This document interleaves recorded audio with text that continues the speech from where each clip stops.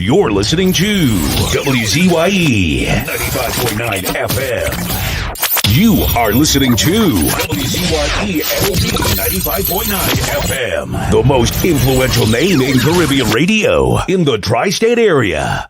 Broadcasting from East Orange, New Jersey, the most influential name in Caribbean radio, WZYE 95.9 FM.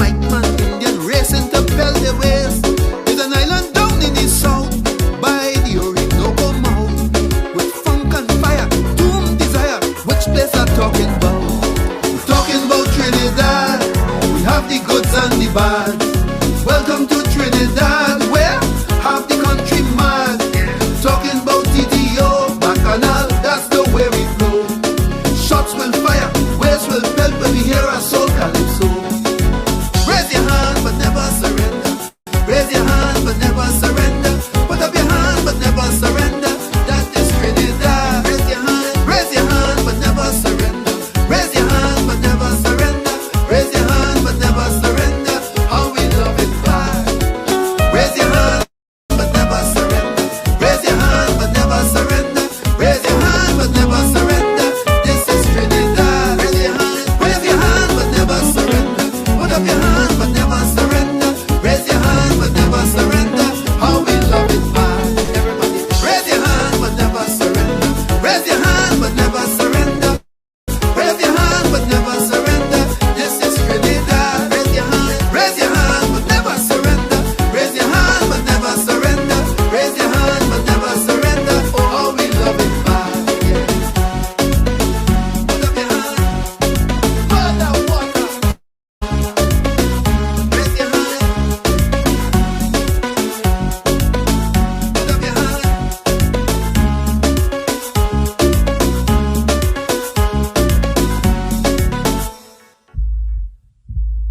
truer words were never spoken. The less you associate with some people, the more your life will improve. Anytime you tolerate mediocrity in others, it increases your mediocrity. An important attribute in successful people is their impatience with negative thinking and negative acting people. As you grow, your associates will change. Some of your friends will not want you to go on. They will want you to stay where they are. Friends that don't help you climb will want you to crawl. Your friends will stretch your vision or choke your dream. Those that don't increase you will eventually decrease you. Consider this. Never receive counsel from unproductive people. Never discuss your problems with someone incapable of contributing to the solution, because those who never succeed themselves are always first to tell you how. Not everyone has a right to speak into your life. You are certain to get the worst of the bargain when you exchange ideas with the wrong person. Don't follow anyone who's not going anywhere.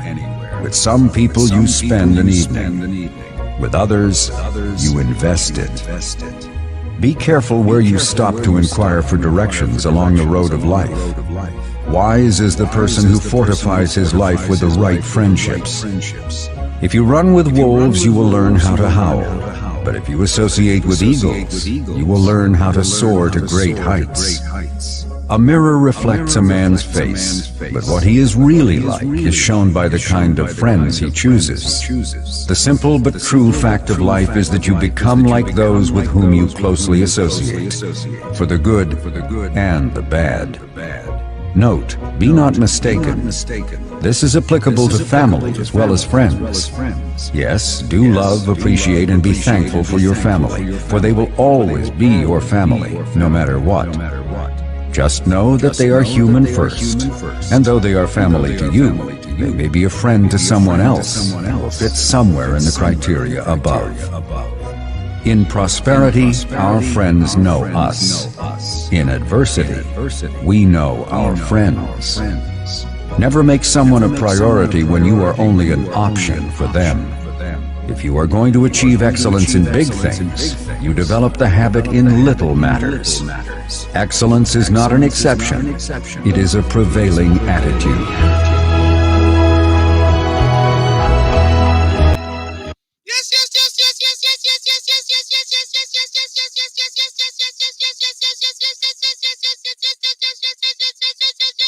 Let me say a special hello to all the WZYE 95.9 FM listeners. Of course, ladies and gentlemen, it's in the village with the DAG Triplets on WZYE 95.9 FM. And we come to you every Tuesday, Thursday, and Saturday from 7 to 10 p.m. That's Tuesday, Thursday, and Saturday from 7 to 10 p.m. And you know, whenever you come into the village, you know, we originate. We don't imitate. Let me bring in no other than my good friend, Marshall Tommy, the Commissioner of Newark, Nisbet. Welcome to In the Village with the DAG Triplets on WZYE 95.9 FM. Good evening, Aslam. It's a pleasure being here as always. And I'm here to tell the ladies this evening, forget looking for a sugar daddy. You need now a flower daddy, especially in Trinidad. You need a flower daddy, though? Yeah. No more sugar daddies. No more sugar daddies, boy. Sugar daddies going through. Is that why you decided to come in picture today? That's right. Oh, God. Well, yes. Tommy said, nah, boy. I go on. I give up all the sugar daddy. I's a flower daddy now. That's correct. Frozen. Yes, indeed. So we have quite a bit going on, eh? Oh, man. Quite a bit going on, man. Look, it's never a dull moment in the great land of Trinidad and Tobago where, you know, many of us love our homeland so much, you know, it never stops. It never stops. You know, let me get some things out of the way from the chat. As usual, I mean, when we go to the chat, is nothing different, you know, same day. It is different day, same story. Right? Different day, same story. So, of course, Nadia was in first, second, third. right? Today, Tommy, I get 6 emojis. Answer my love, hi. 1, 2, 3, 4, 5, 6. I got 6. I got a green one today, boy, Tommy. I know if I got a green one Tuesday, you know, remember? Wow, that's a You know? green means go. Yeah, oh God, yeah. Tommy, but you get promotion, you know, Tommy. Tommy, hi, Oh my yeah. dear. You got 6, you know, Tommy. 6, you know. Well, I'm appreciative. Oh God, you see, once you promote yourself to a flower daddy, you get 6, boy. You promote yourself to a flower daddy, you get 6. No more sugar daddies, only Yeah, flower no more daddies. sugar daddies now. We ain't sharing no more sugar daddies. So Diana Benskin get 5.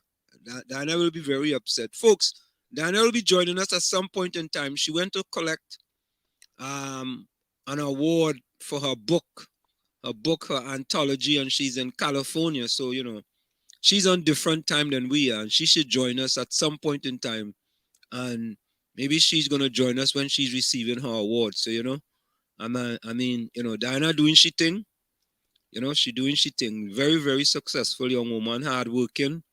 You know, and we are very proud of her here in the village with the Okay. DAG Triplets on WZYE 95.9 What's the FM. name of a book? What's the name of a book again, Anselm?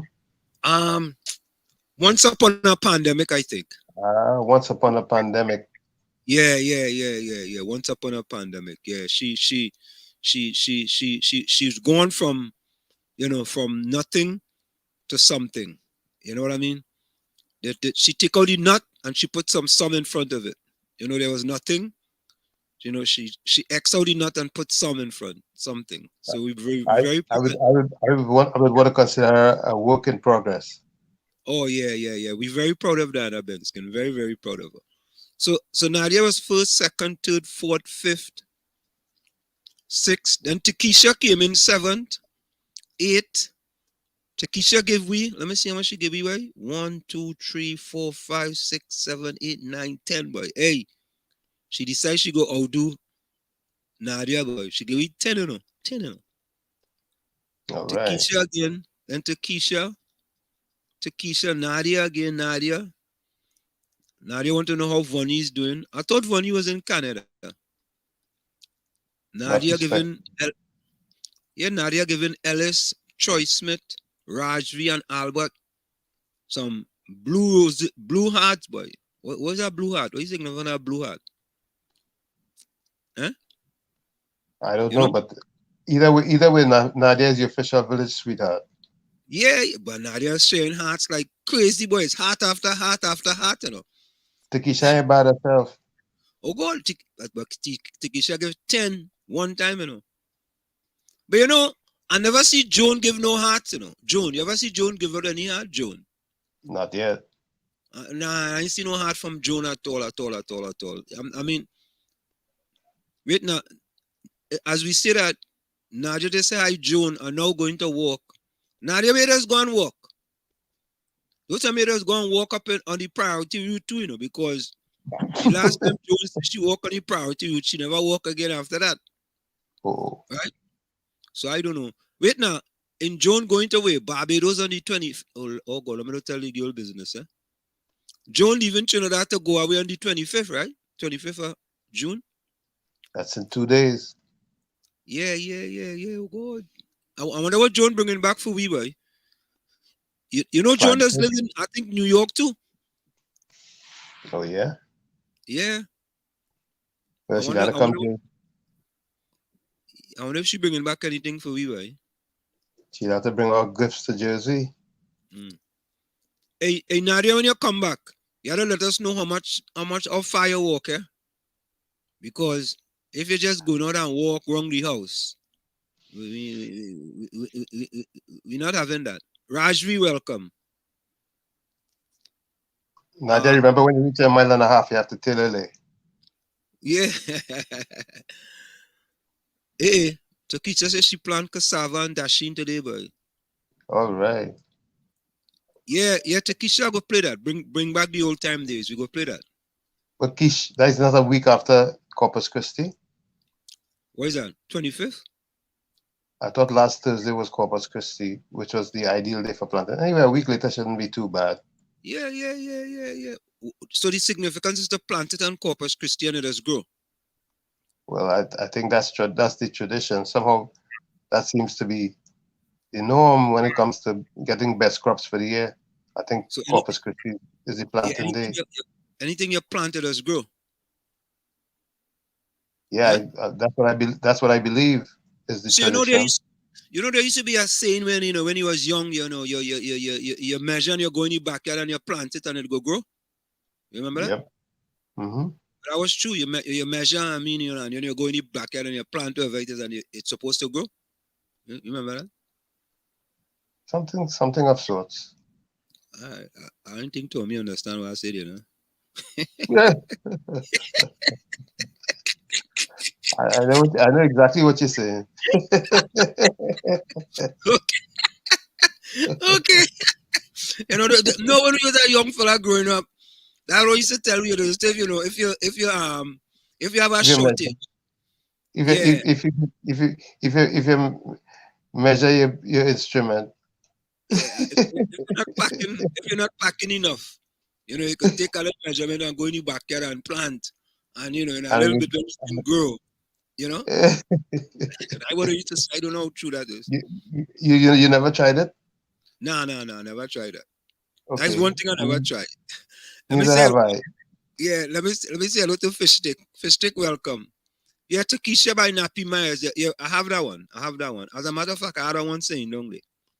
Hey, boy, Takisha is the queen, boy. Fish Stick saying, Takisha is the queen. Yeah, he say, yeah, Takisha, plant up your things, girl. We have long to go again under this wicked government. Oh God, man, even start yet, boy. Olia, I have a bone to pick tonight with the citizens of Trinidad and Tobago. And Tommy, you said something last show that kind of pricked me a little bit. I hope that's the right word and it's not, right? But tick me a little bit. Let me say tick. I'm gonna take off the P. Tick me a little bit with respect to you going to the grocery and how high prices are. Now, we see what's happening in Trinidad, right? And that flour went up between 28 to 33% in Trinidad, right? And people are talking a lot about it. So I want to address that, and I want to give people another perspective of a perspective from the United States of America as far as what type of prices are we paying for a 5-pound bag of flour in this country, right? To give you guys a perspective, trying to put things in perspective. But one thing most people will say to me is that, well, you can't do it like that. You had to use it dollar for dollar. I was already told that. And that's why sometimes we are very selective in the things. Certain things we want to compare to America, and then other things we don't want to compare to America. Why is that, Tommy?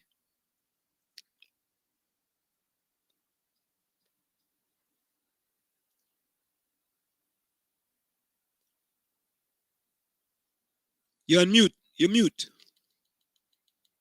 Unmute. Yeah, I said a mouthful and it wasn't heard. I said I don't have all the answers, but it's true.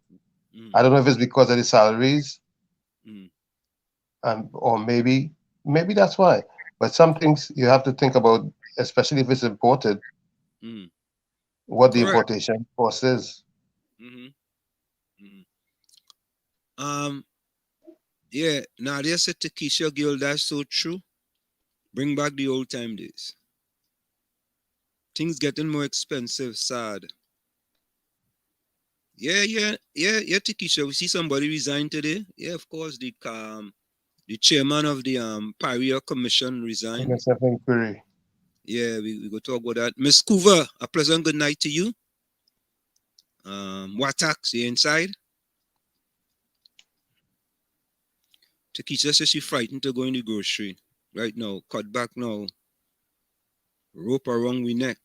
Oh God, rope around your neck. Someone from the LNG investigation, Stuart Young, announced it today. Yeah, we have that. No, fish stick. I want you to do something, right? You say yes, and we the government have 40% shares of NFMC, and yet Rowley's okay with the raisin flour. I just want you to double check the 40% fish stick. All right? Do me a favor and just double check the 40%. Cool? All right.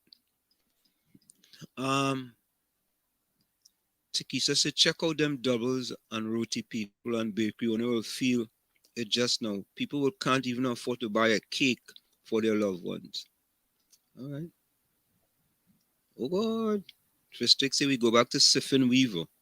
No, I used to sift flour, boy. I used to sift the weevil out of the flour. Albert Montano. Albert, which one is that? Okay. The one that I sent, the one that we play tonight, yeah, we go send it to you. All you see? And that's what it's about, It's just that we want you at least get a little bit of brain food out of the village. At least a little bit of brain food. So Albert, I'll send it to you. I know which one you're talking about. I'll send that to you. Lana, welcome. Bless good night. All internet problems today, so we don't see me out. It cut off again. I'm fed up. But we have to do something about the internet problem in Trinidad and truth, Well, I mean? we have We have to do something. a colleague of mine have a solution. I hope that they would adopt it. Nah, yeah, it coming from somebody in Trinidad. He's in Trinidad, but the company is out of Texas. Nah. Sorry, nah. Does he know somebody? I don't know. I guess he's beginning to know people. Oh, all right. But the technology is called TV white space. TV white space. Okay. But we, I know a guy. He lives here in my community, and he wired the whole of Newark, right? And he worked it out with somehow they got a sponsor in order to put up most of the money, and a lot of people in Newark get free Wi-Fi. And I don't understand why we haven't had some of these suburban urban districts in Trinidad and Tobago fully wired, so people don't have to pay for internet. Aslam, you're gonna have to give me that guy's name and number so I could get some free Wi-Fi because I'm in Newark. Oh yeah. He did that for Newark, man. But Tommy, I'm wondering if it's just I don't know if this whole part of Newark. Maybe I misspoke. Maybe it could be just certain part. Maybe it could be just downtown Newark. Possibly. Yeah. Yep. So Lana, good night to you. Lana said she have to stand up in front yard to get internet. Nah, Lana, that is unacceptable. No, that wouldn't cut it. Oh yeah. Lana, maybe you could borrow the neighbor Wi-Fi. Hey, Tommy, one time I was in Trinidad, right? And they had a storm, right? And Wi-Fi internet was down for like 7 days, man. Anything is possible. I mean, especially with wired internet. With wired internet, what happens is that you only need one tree to fall in the wrong place, and that's it. You think it's easy? That's why TV white space will make a difference. So Lana getting a chair to sit down because she tired stand up. Ellis, welcome. You're inside. Or Takisa says she planted on Corpus Christi too. Good man. Good girl. Good We don't plant on Corpus Christi in this country, right? Do we? I don't think that's a tradition. Yeah, you plant any time in this place. Yeah. As a matter of fact, yeah, my wife just planted cucumber. When she planted cucumber, but Tommy, I ain't gonna lie to you, Brett. My wife just planted some cucumber in the backyard or the side yard. Boy, that cucumber that'll be real good, boy, organic, eh? Just You, planting you, it. I'm amazed at the soil in this place, how well it works. How well It works. You know, one time my mother-in-law plant pumpkin. Tommy, it was the biggest pumpkin I ever see. If you see pumpkin, big boy, big. She had was a giveaway, boy, giveaway. Pumpkin every year big we and get nice, nice, nice. yeah, every year we get good produce from our backyard here. Yeah, every year we get good produce. We get pepper, we get and then my sister-in-law husband, he plants in his backyard too, boy, and they just get some all kind of different greens, boy, for salad. Boy, the thing Mm-hmm. tastes real good, boy, real good, real good. It's just a shame. It's just a few months, huh? Yeah. And it's like, you know, during that time, you ain't had to go to the grocery and buy nothing. And think about it, right? We living in this country and we are winter and thing, eh? And when summer come, a lot of us just have little backyard and we just plant we little thing. You know, and in Trinidad, you have basically, you know, warm weather, All you know, year. all year. And you wouldn't take advantage of that. Yeah. Nadia Well, says, we haven't seen Gary yet. Nadia says, Ansem La followed us, walk up my side, North Pole Diego Martin. Okay. All right. Where North Pole Diego Martin is, Nadia? I don't know where that is now. North Pole Diego Martin. I don't know what that. You know, when I go,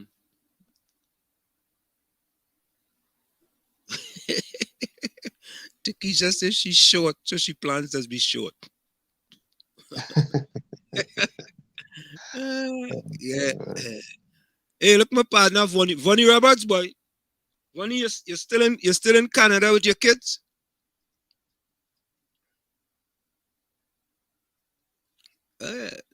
Lana says she planned so much things she had to play hopscotch in she own place, afraid to mash anything. Yeah, Vonnie, you're still in Canada, boss?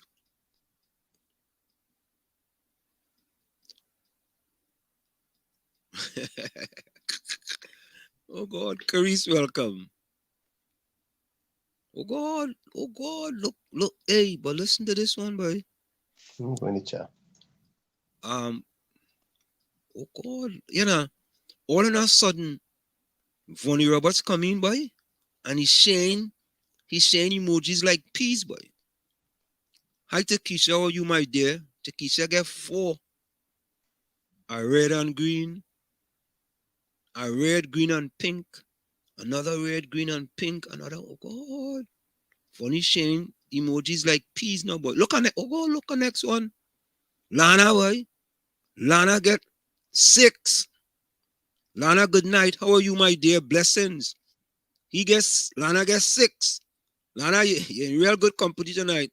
He only get Takesha 3. You did Takesha 3, but you get Lana 6. Lana, you're inside big time, eh? You're inside. Carice, how are you? Welcome. Right? When asking a question, Aslam. Yeah, I comment to him. He ain't get Carice none. Oh, good, look. He get Nadia 7. 1, 2, 3, 4, 5, 6, 7. Nadia going on walk and she gets 7. Imagine that. Nadia not even there, you know, but she gets 7. All right. Robert. All right, partner. 7 of them. He wants to know, he asks, does anyone know where is our PM? Is he on vacation or seeking medical treatment? Maybe he needs some iron in his question mark. He on vacation. One of us want to know, I think Tobago should request 5 billion. And no, they only request 3.9 billion. And we go discuss that too. Yeah, we will discuss that. Lana said, well, let's see how important this show is for me. I outside on the chat. Nadia says, "Funny good night, sweetheart." That's Yeah. 1, Yeah, 2, we appreciate 3, you. 2 hearts. Who? Oh, Nadia? Nadia, oh God. Look now. Hey, Nadia walking and texting, yes? Look. She Nadia says, said, good night, sweetheart. I'm good, trying hard, thanks. He get 8. Funny get 8, boy. Oh, look. 1, 2, 3, 4, 5, 6, 7, 8 emojis, boy. 3 hearts, 1 crown, 1. Whatever that is. What is that? That look Anyway, like a 6-sided star. That one look like a 6-sided star. I don't think I ever see that star before. Oh, boy. Funny partner, partner, I'm glad for you, boy. Hey, funny. Oh, you mean the prime minister on vacation? What's wrong with that? So you can't take a vacation now? The man on a vacation. what he needs is a staycation. Oh, so is this what it is? Fistrick say Corpus Christi is a day people celebrate the body of Christ, but it so happens the holiday falls on a full moon date each year, so it's a good time to plant. Okay. Thanks for the explanation. Yeah. Fistricks want to know, when you're about a Fistrick, you think you have, in this group, you have enough to organize a susu? Oh, that's susu. What do you call it? Village Susu? A village susu? VSS? DSS. I don't know how to get her name, you know. A drug susu? Oh, I see we had to borrow. When you want to know, why are you meddling in my business and my ladies? I know. You see, Tommy, right? Think about this, right, Tommy? I just get all kind of backlash when I read the quotes on it, right? When I read comments, right? And some skipping over the comments. Wall Street don't want to read the comments. Right? No, I read them that. He said, all right, I apologize. I stay out of all your business from now on. Eh? Tommy remind me to stay out of the business, okay? I remind you to drink water first. Yeah. I go drink a red shandy and mind my business. Oh, Blue Basin Drive. Oh, wait now. Isn't Diego Martin Junior Sec closed there? Blue Basin Drive. Don't have a river in Blue Basin. Is it a river? Yeah, there's a river there. Yes, there's a river. Yeah, there's a river. I mean, I never went up there though. Cause I mean, when I Tommy, I used to leave Chumaka Clavantil and go to morning shift in Diego Martin. You know? Walk? No. I used to go down on the main road and mop a drop. Okay, because I know if you're walking or jogging, that's a nice distance. Yeah. I gotta leave about 5 in the morning. So what I used to do, I used to walk out on the Eastern Main Road and mop a drop, right? Or it used to have a guy used to drive this big truck. He used to give me and my brother, if we get early enough, he used to give me and my brother a drop in town. That's how when I reached in town, I think my brother used to go Nelson Street. And Nelson Street was right there in town. And I also go along to Diego Martin. You know? It's a good one. Yeah, Nadia say yes. So I remember something about Diego Martin, boy, because the school was close to Diego Martin Junior Sec. They're not on Junior Sec in Trinidad anymore, right? Somebody in the chat will answer that. Yeah. Nadia, is there still Junior Sex? I don't think there's any more Junior Sex. Let me say welcome to Lawrence Mason and Donna Gockin. I think they both are coming to us via Facebook, right? Them people know how to fix the Facebook things because sometimes I don't see the comments from Facebook. I don't see the comments on them from Facebook. But, okay. Fish sticks in old Junior Sec again. What are they? All now secondary schools? They turn into one school. So it is a 5-year school now instead of it used to be a 3-year school, right? Juniors. Yeah, junior secondary used to be for 3 years, and then you go into a senior secondary school or you go to Tranquil or St. Mary's or one of them. You know, Tommy, do you remember anybody from junior sec back then moving on to Fatima or St. Mary's or one of them big top school? Do you know anybody? Aslam, unfortunately, I left Trinidad early.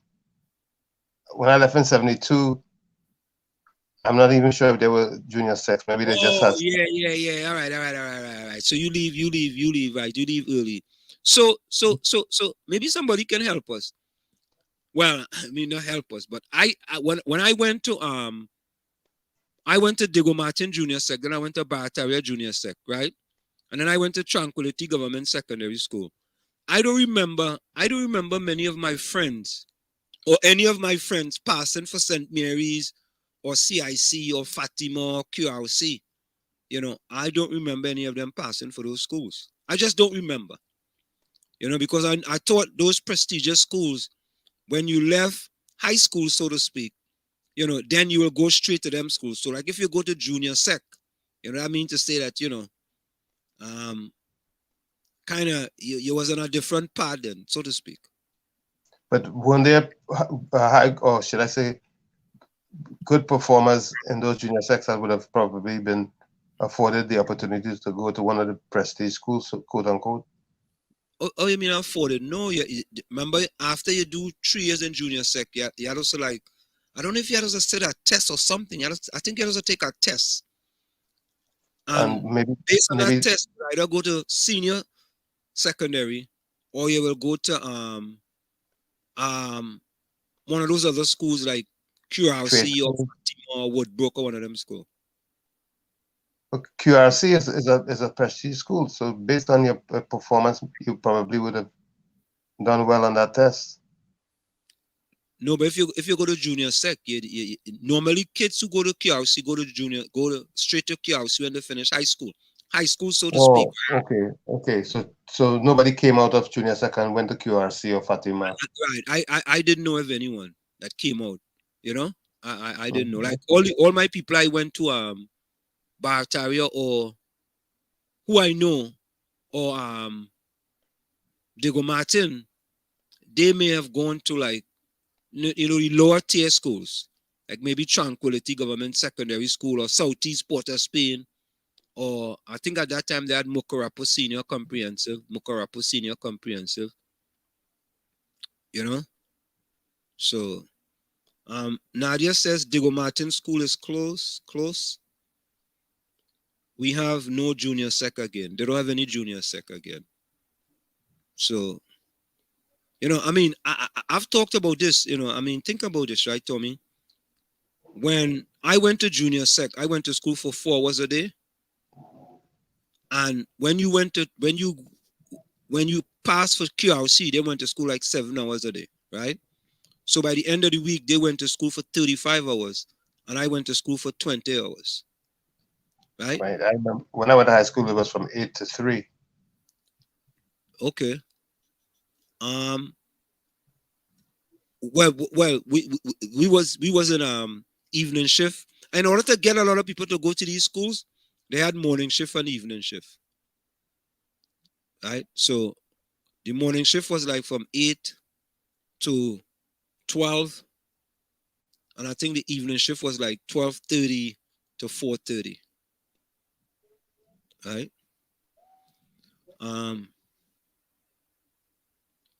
Nadia say it was 14 plus.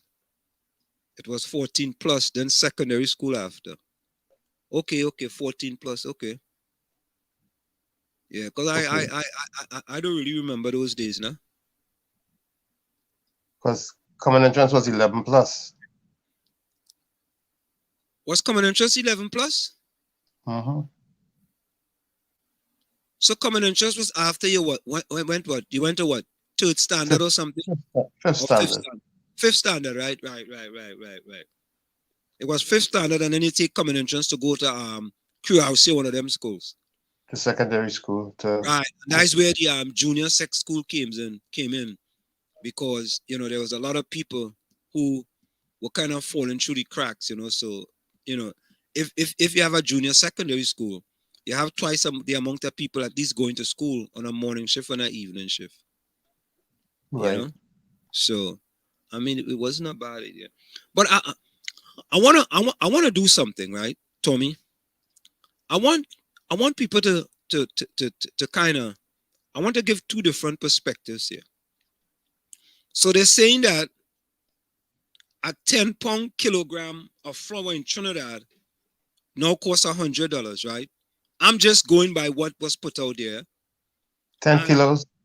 Yeah, 10 kilograms. So 10 kilograms is about 22.0462 pounds, right?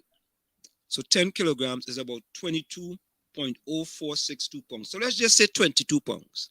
22, rounded up. Rounded up, right? And it's $100.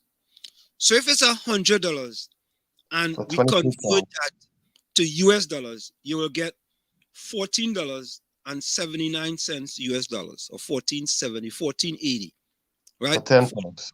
80 cents US for 22 dollars. pounds. Huh? And that's for 22 pounds.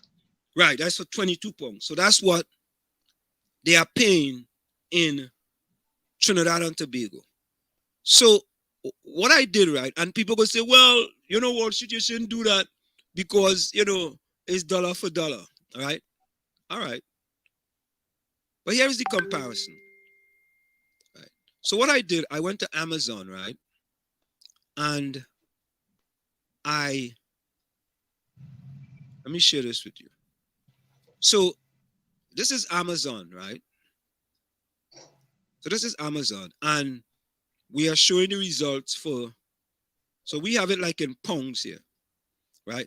Now, you see Robin Hood, Best Bread, Homestyle, are just different types of flour, right? I mean, we have all-purpose flour, we have, bleached and unbleached flour, right?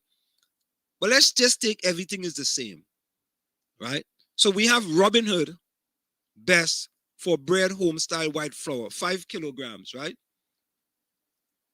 Now, 5 kilograms is half of 22, right? So it's 11.02 pounds, right? You see the price of it there, Tommy? Can you see that price?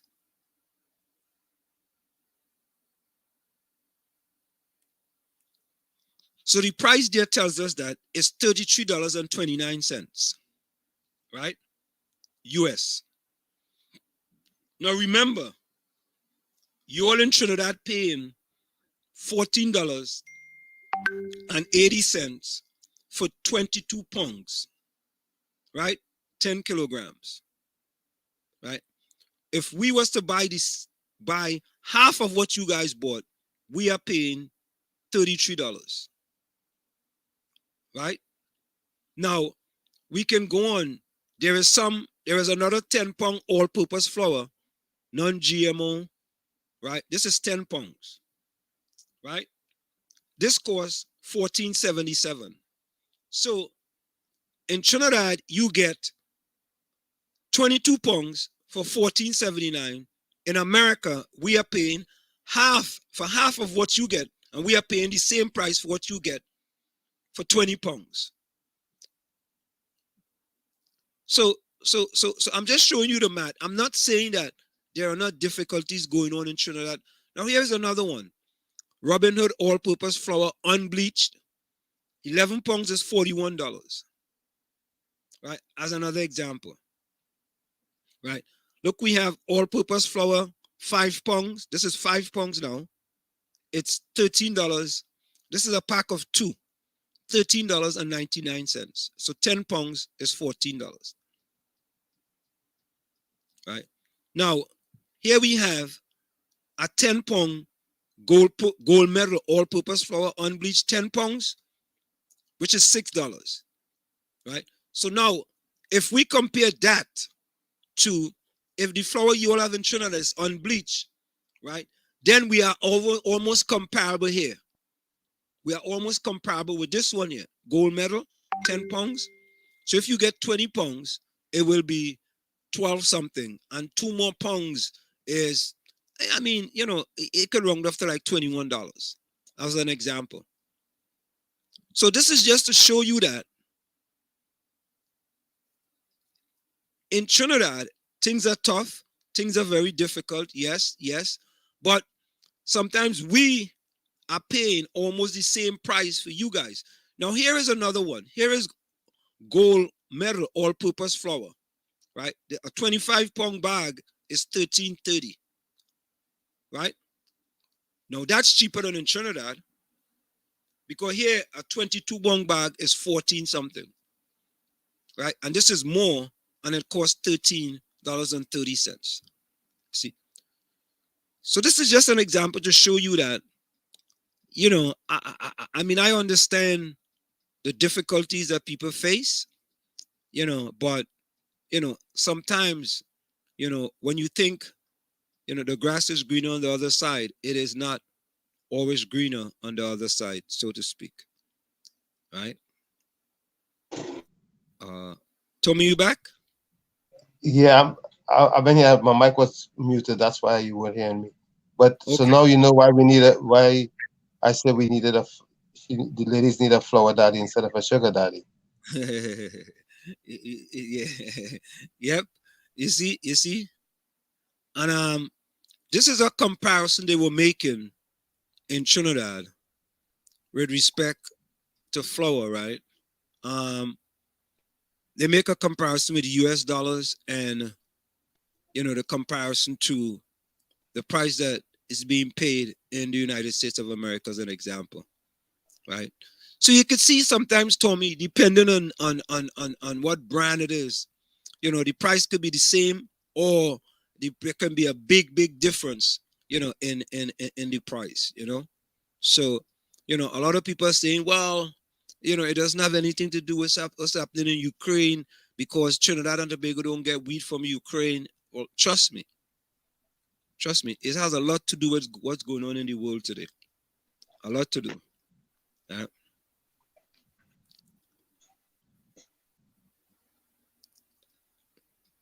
Well, Anna said, let us get that in £5 in Trinidad and Tobago, not £10.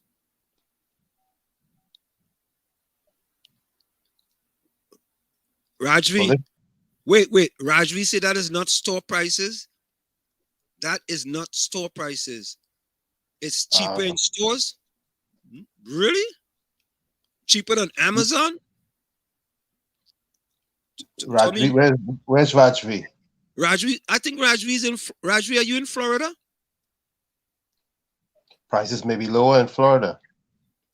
Yeah, but no, but Amazon is nationwide. Amazon is nationwide. And Amazon supposed online prices are supposed to be better than store prices. Way better. Way better. Way better.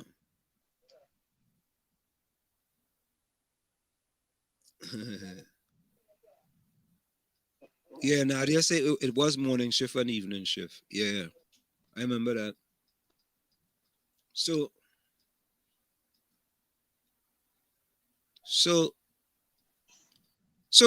when you look at it, folks, that Lana says, I must be the first committed member of the village show to go through this extension in my yard to charge my phone to watch it. Lana, we appreciate you. We so appreciate you, Lana. You wouldn't believe it. So Lana say all flour going up, none cheap. Yeah, all flour, man. But Rajvi, where do you live, Rajvi? Rajvi, if you want, you can order flour from Amazon from any parts of the world. Right? I mean, people in Trinidad and Tobago can order on Amazon. I mean, when it reaches Trinidad, they get a tax. I think they had an additional 7% tax or something. And then they may have to pay to clear it. You know. But sometimes you can get things much cheaper by ordering through Amazon than the grocery shelves.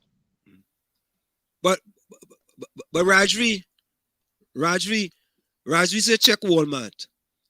The one that I just put up, I think this was Walmart, you know. Yeah, here we go. That's Walmart. You see it? That's Walmart right there.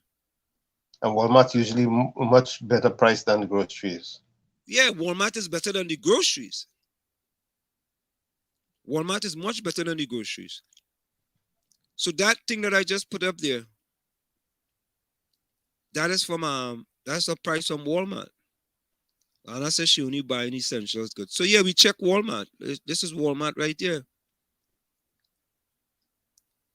He said Amazon is private sellers. Well, it's private sellers, but they all have to compete with each other. Right? I mean, I use eBay too as well. But to be honest with you, I rather use Amazon than to use eBay, because on eBay you get a lot of counterfeit stuff. And let me tell you, the worst thing you can do, is to go on Amazon, especially if you're buying food stuff, and to buy products out of China.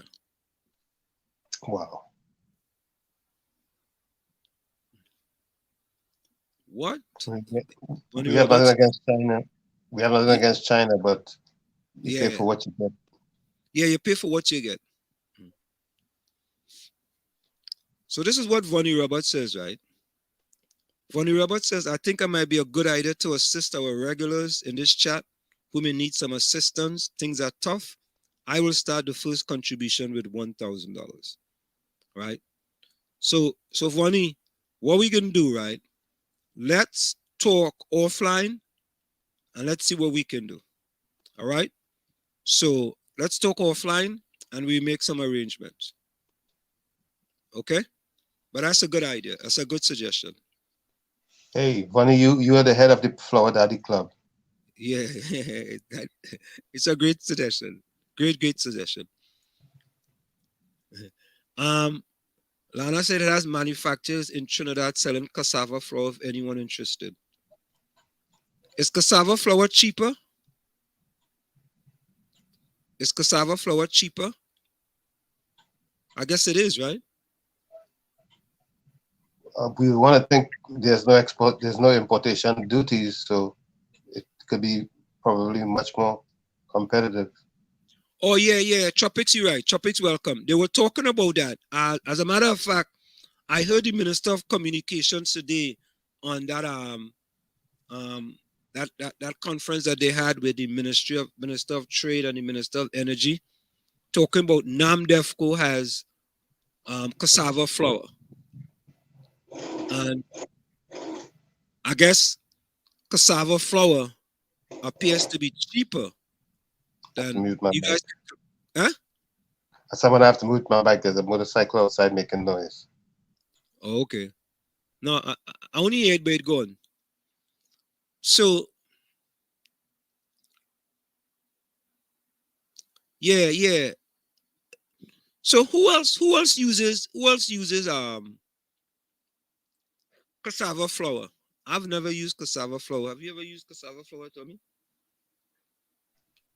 I had cassava pone and cassava bread, but the cassava bread they make is not like regular pan bread and loaf. But is it mixed? You mix it with something else? I'm not versed in it. Someone in the chat will have to edify us. So let me give you an example. When you make wheat bread, sometimes that wheat is only 40% wheat and 60% white flour. This is true. That's quite true. Right? Yeah. They don't give you full 100% wheat. But because the color of the wheat takes over the bread. Right, because the wheat, fully wheat, the bread doesn't hold it. The flour doesn't hold. Correct. Yeah. That's what it is, because I know I was in the baking business at one point in time, and I was shocked. Yeah. And I was shocked when the baker actually showed me how he made wheat bread, because I thought I was eating 100% wheat.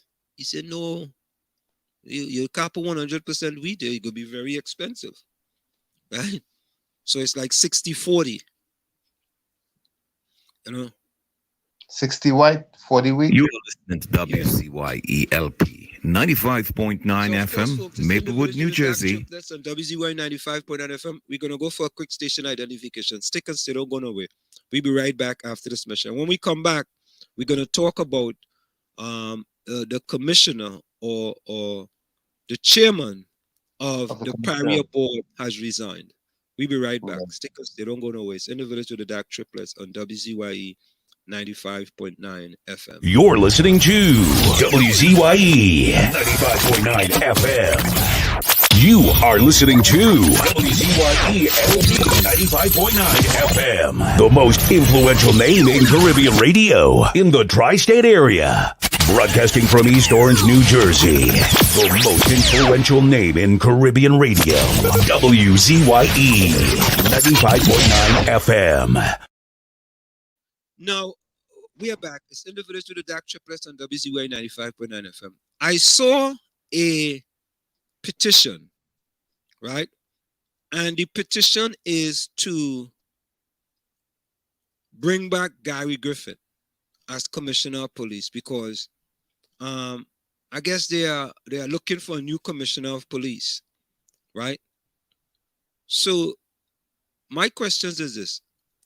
Does Gary Griffith want to come back as Commissioner of Police?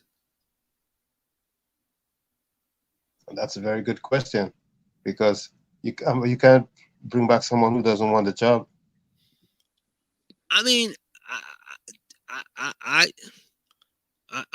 I'm thinking that Gary's trying to be prime minister now. Gary have set his goals a little higher. Yeah, he's moved on. And he's kind of moved on. Yep.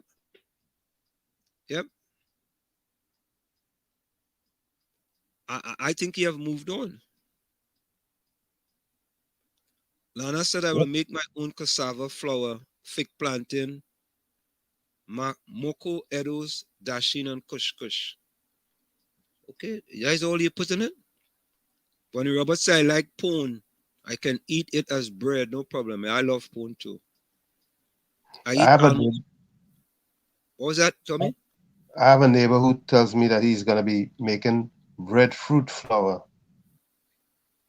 Yeah. That's another one. Huh? And all them things could become scarce in Trinidad and Tobago. Right? Rajvi say bread and flour is not good. Better to stop from your diet. It's true, you know. I no joke. Full 100.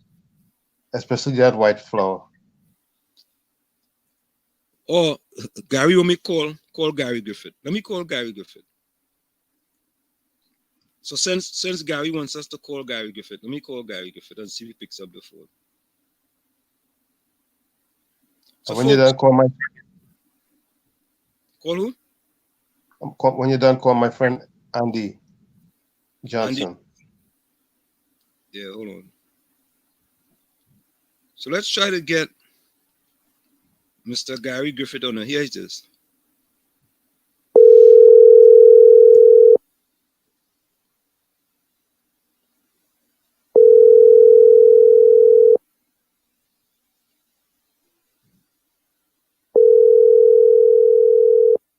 So folks, we call him Gary Griffith.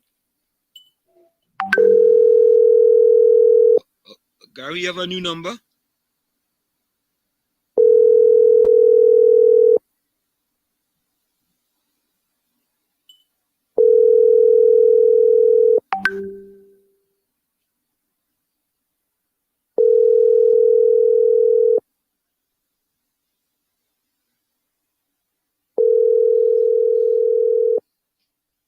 Gary, send Gary Griffith number. Because it don't seem like you're picking up this number. You want to call Andy Johnson? Yeah, let's call Andy and find out what's going on, what's on his on, and what's on his mind. What's his number? Send me his number. Okay, yeah. Who else can we call now, boy?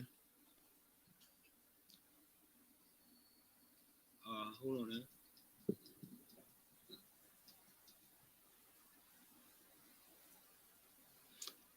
on, Lana says I have 2 of the grafted breadfruit seed hatching. If you want one, let me know. Oh, what? Breadfruit seed? Okay. Lana said we can share what we have and exchange with each other. Good. Yeah. Rajvi, Nadia say you're right. Rice, roti bread is not good for you.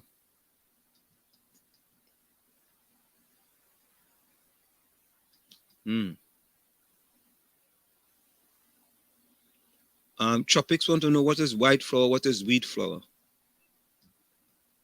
Well, I mean, isn't it made from wheat, right? But with the white flour, they bleach the flour to make it Mm, white. The wheat to make the flour white. right. So the wheat basically stays the same, but the other one they bleach, right? Right, the white flour is usually bleached. Now, this was just in fun earlier. Um, Imagine flour got a better offer than public service. Trinidad public servants, Trinidad sweeter. So so so flour get 28 to 33%. And but you know something though, boy? I think we in Trinidad and Tobago are somewhat hypocritical, you know, right? Especially depends on what side of the political divide you're on, right? People are blasting the unions, right? Because they want more than 2%, right? They blasting the unions, right? But because that is like the government against the union, right? Now, Tobago wants more than what they give them last year in the budget, and they want 3.9 billion. You know they're land blasting Tobago too, right? And let's get to that one. No, but before we go to that, let's go to the press release today by Kiss Bread, right? So Kiss Bread had a release today, all right? And let me read what that release says, because they had a fake release earlier. So this is what Kiss Bread says, right? It says, media message. On June 21st, 2022, National Flour Mills announced a 33% increase in the wholesale price of flour to commercial bakeries. You know my question, Tommy? Is flour subsidized in Trinidad and Tobago? Good So question. when you go buy flour at, say you are a baker, you are Kiss Bread, right? And you buying flour from national flour mills, right? Is that flour subsidized when you buy it from national flour mills? If anybody knows that, right? Do you know if flour is subsidized in Trinidad and Tobago? Because if, Tommy, flour is subsidized in Trinidad and Tobago, them bakeries and them wicked. Absolutely. The wicked. So we have to find out if flour is subsidized in Trinidad and Tobago. And if flour is subsidized, then all you need to stop buying anything from them. Anything. And you know what they're going to do? You know what exactly they're going to do? The bread now, they're going to start to make the bread, the slices smaller, right? And they're going to put less slices in the bag. And you're going to pay a higher price, right? They're going to make these slices smaller. You know when it's smaller, it's less weight. That's right. And they're going to put less slices in the bag. And many of us, when you buy a sliced bread, do you really check how many slices in the bag? Nope. And sometimes you don't even check the weight. So Hamidullah, welcome.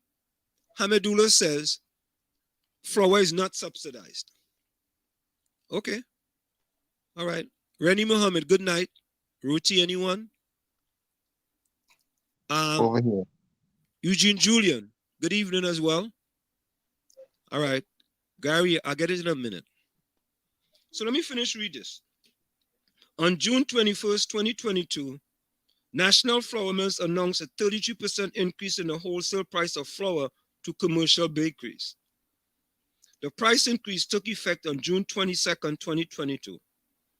This increase will have a severe impact on Kiss Baking Company Limited, as flour is our primary raw material input. We have conducted a comprehensive review of all raw material inputs and have made every effort to minimize the impact that this unprecedented increase will have on our customers. Having completed this exercise, we have no choice but to increase the price of our bread products by an average of 11%. This pricing adjustment shall be effective July 1st, 2022. So you see that? Right. An additional 11% increase. Coming soon. Coming soon. Near you. Coming to a location near you. Right? Aslam, let me come out the show. Let me come out the show and see if I can get Andy and come back.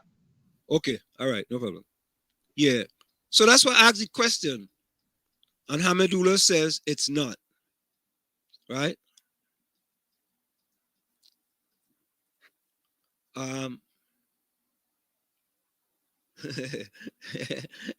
Eugene Julian says no, that's right. You know, you have to start checking this, and not only that, right? What you have to do as well, you don't even just have to start checking. But if the bag says 1 pound, or if the bag says whatever it says, when you go home, go and weigh your bread to make sure you are getting what they say you're supposed to get. And let me give you guys a quick take on that. Right? Now, I used to go to Subways, and Subways have what they call a foot-long sandwich, right? A foot-long. So one day I said to myself, I said, but wait now, boy. Subways is foot-long sandwich. I get a vegetarian sandwich. I want to check to make sure I was getting a foot. When I checked, I was only getting 11 inches. I said, nah. So think about it. If I buy 12 foot longs over a period of time, right? That's one sandwich I am being shorted.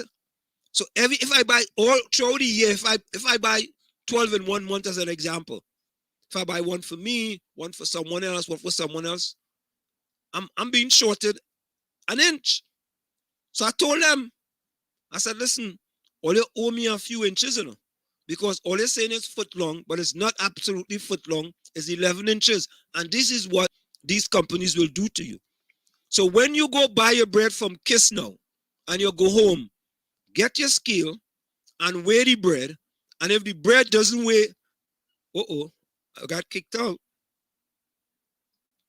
If the bread doesn't weigh what it says it's weigh, you know, take it back to them and tell them, listen, you ain't give me 1 pound here in the bread, right? You give me 3/4 pound or 7/8 or whatever it is, because you pay to get a pound of bread, and they're shorting you, and that's illegal. That's illegal. Ellis wants to know. Lana says, Vonnie, when you buy powder milk, you don't get the correct amount of air in the bag. Yeah, boy. Yeah, I no joke. You have to, I learned that from my grandmother, to make sure you get what you pay for. Yeah, because what they do, they know that 99% of the customers ain't go check. Right? They ain't go check. Now, I go in and grind a foot long and I only get 11 inches. They say, but boy, you know, if you make it 11 inches, think about it. Every 12, you got an extra one. Right? So they owe me.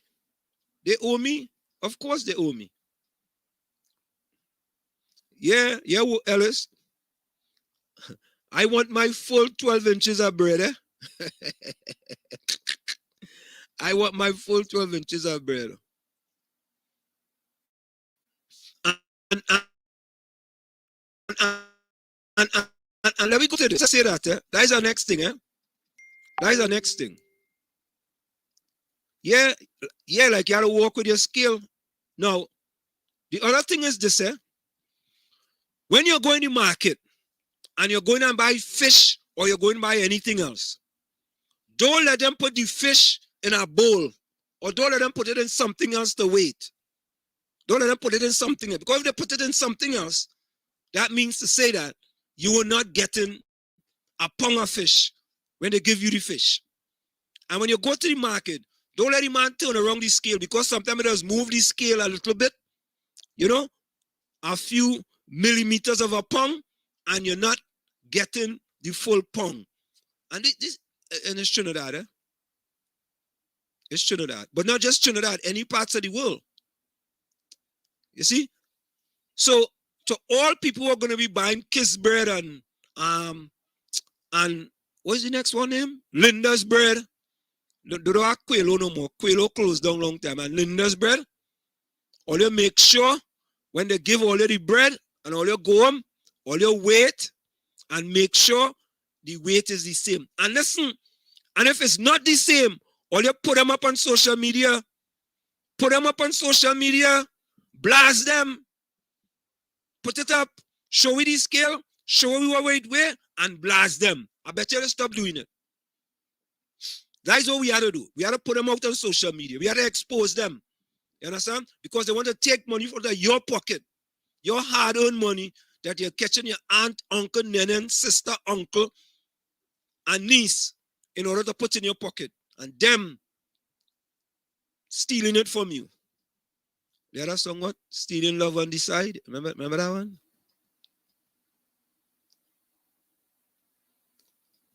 Vonnie say, I hope the government tell us the settlement dollars and payout against the former governor of the Summit. I think they didn't know, Ellis. I think they didn't know Vonnie. Because so as Vonnie said that, so Joella Rambaran, the former central bank governor, won his case against the government. So let me get that for you guys. And the government will have to pay him. So here is the article in today's Express. The state now has to fork out thousands of dollars to compensate former central bank governor Joella Rambaran for wrongful dismissal from the position in December 2015. The Office of the Attorney General was ordered yesterday evening by Justice Devendra Ramprasad to pay Rambaran all salaries and benefits he would have accrued from the date of his dismissal until July 2017, when his 5-year term as governor would have expired. In addition, Justice Ramprasad ordered that Rambaran be paid $175,000 in victory damages. The state is to also bear his legal costs in bringing the claim. His dismissal was effected by then acting President Christine Kangaloo based on the advice of Finance Minister Carl Imbert. The dismissal came on December 24, 2015, 3 weeks after Rambaran delivered a speech at the Central Bank of Trinidad and Tobago's biannual Monetary Policy Forum, where he addressed matters including the pressing national concerns surrounding the foreign exchange market. Rambaran had named the top 5 users of foreign exchange by sector and the amount they had used for 3 previous years. He had also addressed the state of the economy, which he said has officially entered a recession based on central bank data from its research and statistics department. So the state had to fork out money and pay the ex-governor his full salary plus additional payments that he, and of course, in his constitutional claim, Rambaran, attorney led by former Attorney General Anil Ram Logan, argued that their client was appointed as central bank governor in July 2012, and his contract was unlawfully revoked in breach of his constitutional right to due process and fairness. They also contended he was hounded out of office as part of a political conspiracy. So, of course, we had Jayanti Lakshmidiyal was also on this, Renuka Rambhajan, Kent Samlal, Vishlal Surana, and Natasha Bishra. Russell Martino SC, Jason Mutu, and Romney Thomas appeared on behalf of the Office of the Attorney General. So, Trinidad had to pay out some more money again. We had to pay out more money again. So we had Kiss Bacon, right? Raising prices, right? We had to pay more money in the Joel Rambaran case. Right? So let me see. I just got a number here. Let me see what number this is.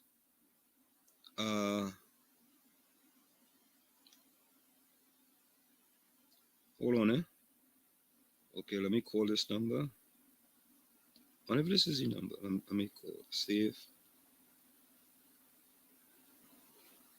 So I think I just called this number though.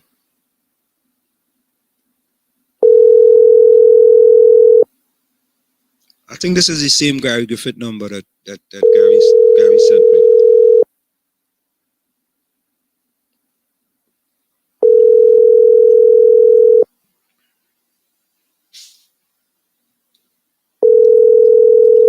Yeah, that's the same number.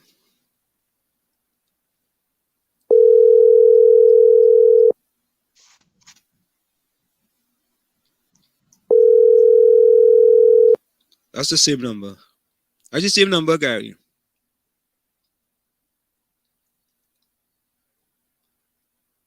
So, Ulrich, welcome. Ulrich? Yeah, Ulrich.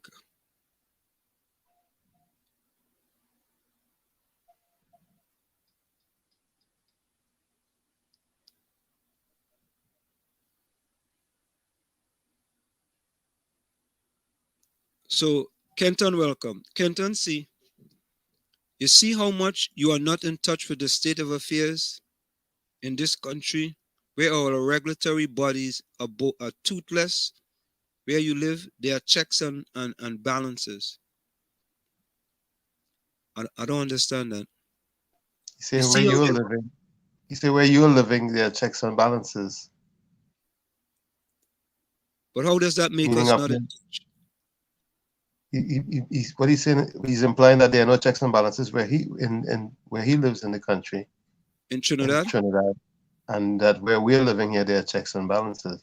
No, I understand that part, but how does that make us not in touch? Well, because we, quote unquote, based on his opinion, he thinks that we are not. It's just what he thinks. It's not necessarily so. When I think about it. Yeah, that's what I'm saying. I mean, already good night.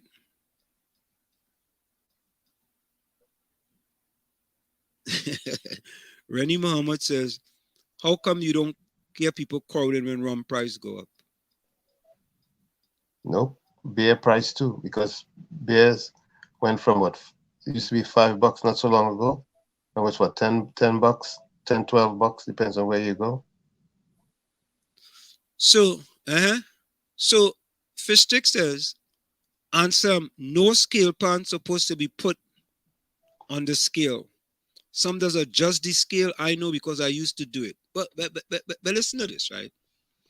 If you put a pan on a scale to put the fish in the pan, right? You have to adjust the scale in front of the person, right? Correct. But help me here, Tommy. How do you adjust the scale with the pan on the scale? What do? Put it back to zero? But with the pan on the scale, you zero it. You calibrate it to zero, or either what you do is you make allowance for the weight of the pan. So, good. So, for example, if the pan has a certain weight, when you put the pan first without the fish or without whatever it is, and when you weigh it, make sure the scale goes past whatever the pong is to that number, or 2 pongs or a pong and a half, whatever it is, to the allowance that you made at the beginning, right? Just say the pan is 2 ounces. It's 2 ounces or 1 ounce. Right. Instead of 16 ounces for the pound, you give them 18 ounces. Correct. But you think them does do that? Well, you have to mind your business. That's the bottom line. Yeah, because what you think the purpose of putting the pan there for? it's, it's to cheat you out of a few ounces. I ain't put the pan there for you to get your 2 ounces. Then what is the purpose of putting the pan? Eh? No, putting the pan is because the way the scale is, some of the scales are made. Without the pan, you can't put the goods on comfortably. You get the picture? All right, because you know that was that video went viral with a guy putting a pan on a scale and then weighing the fish and giving the person a few ounces short. Yeah, because the pan weight he didn't make allowance for. Right, he didn't make allowance for it. Right? Now, Eugene said it also happens at the gas pump. Now, in happening at the gas pump, they have to do something now in the pump in order to cheat you. Well, you see on the pumps that they usually have a display as to when last it was calibrated. Right, there we go. It has to be calibrated. Right, correct. You know, I just said that, Tommy. That is the same thing like a speed gun. You know, when they used to use those speed guns. Yeah, the radar guns. Radar guns. People used to go to court and ask, when is the last time the gun was calibrated? If the gun wasn't calibrated within a certain time, it means to say that, you know, it could misread. It could give the wrong reading. Incorrect reading. Incorrect reading. And a lot of people get off. You know, a lot of people got off with speeding tickets, you know, because the speed gun wasn't calibrated recently. So but you know, that's only in an environment like this that would take place in Trinidad. Do they do that also? Do they get off? I think they use speed guns in Trinidad, you know. Yeah, but Tommy, as you say that, boy, Tommy, when I go Trinidad, boy, and I drive, like if I going down San Fernando, boy, I go down San Fernando, down there, plenty tempo, just all jammings, sweet, right? Right. Tommy, here now, boy, I just feel like if I in Indianapolis, 600 or not 500 or no. The other one. Oh, God, the Indianapolis 600, not 500. Tommy, you know, I want to keep talking my whoosh, whoosh, whoosh, whoosh. And you know what they just do? They just come right up behind you and just move over and they're gone. I said, boy, it's kind of scary. Yeah, well, dangerous driving is done by even those who are supposed to be enforcing the law. Listen, sometimes it doesn't make sense even complaining about it. But that's the other thing. Maybe Trinidad need to have state troopers who just man the highways. No, there's a highway unit. That is only there's a highway patrol unit. Where them does be? I think they're there with the cars with the checker yellow, kind of checker yellow flag, yellow and blue flag kind of checker on the car. They are the highway patrol. Them does be on the highway? As far as I remember, that's where I believe they're supposed to be, and they are. I remember going from where is boy? From where I went from, boy? Like maybe from Aruca or something like Aruca, or from Tong to San Fernando. Me see no checkered car out there. I guarantee if you go in Jersey Turnpike or the Garden State Parkway, within a mile or 2 miles, there's a great possibility you'll stay a state trooper. True. Sometimes they hide. Sometimes they hide unmarked cars. Right. You know, I mean, that just baffled me, man. It really baffled me. Maybe what we need in Trinidad is some unmarked cars, and they do enforcement in unmarked cars, so that way many of those who are flying would get. You know, I think they do, you know, Tommy. I think they do have it, you know. Okay. I mean, but I think most of the time those unmarked cars are actually involved in different activities. I don't think they focus those on for highway patrol. Correct, As correct, correct, correct. I think that's exactly what it is. But I think the highway patrol are the checkered cars, the ones with the yellow kind of checkered flag look.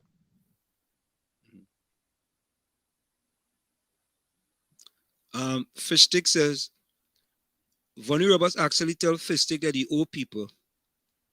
And Fishstick say, Vonnie, yes, but people do that. So if they not get their things sold, they still make their output. Farmer living does be hard. Sometimes, man, I don't want no part of that again. It'll be hard. So in order, by being hard, they had to rob people. Nah, I can't go for that. I guess they getting robbed too because there's a lot of prettier loss in the farming business. I have some relatives who experience it regularly. But as you say that, Carissa also says gardening is hard work and less pay, and then people stealing your crops.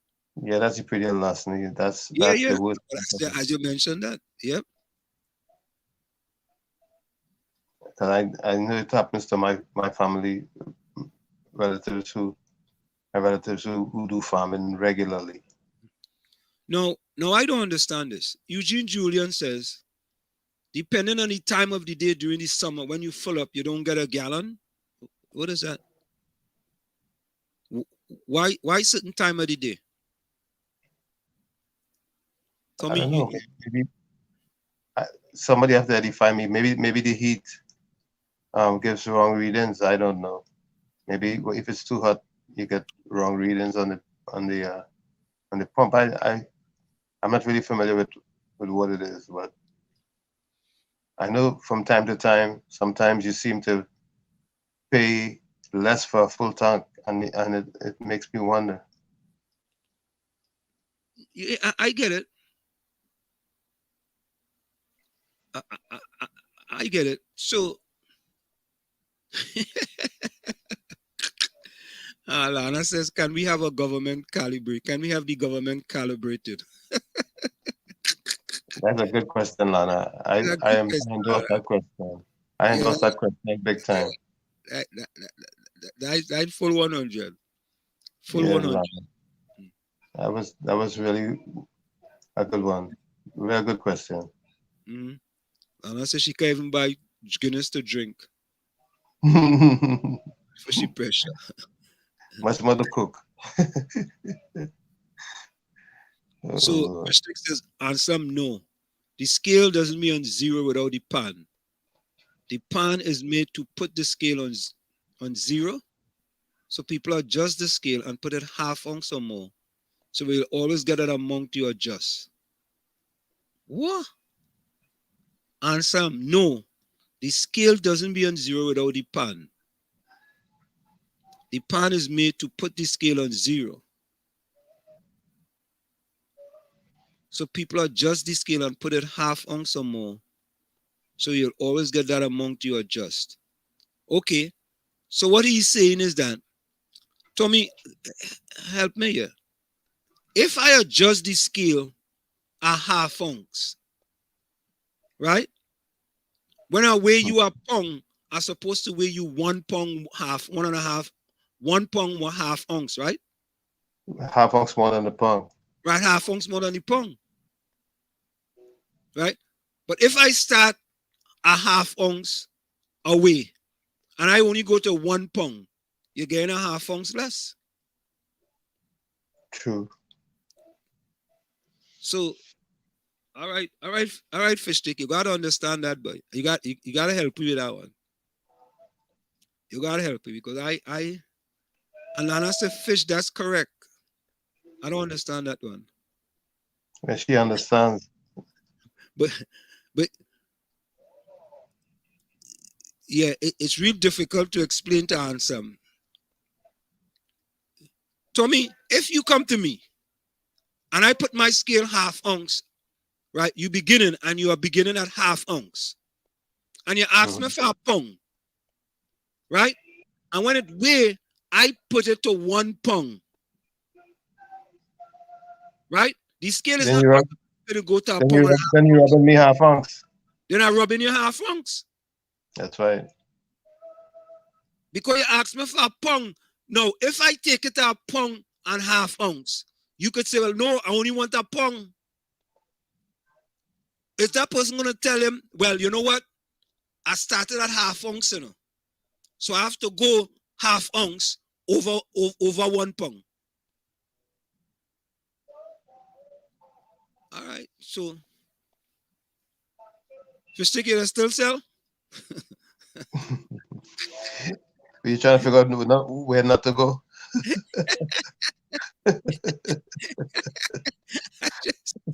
just you don't sell. Which market you don't sell in? And Nadia says, Lana, I always give my students things free. They also trust from, I love children, so I give them things. Before school closed, I shout my stacks for them. So Kenton Thomas says, and you said that if you buy a bread and it does not weigh the amount advertised, to take the bread back to who you bought it from, and then what?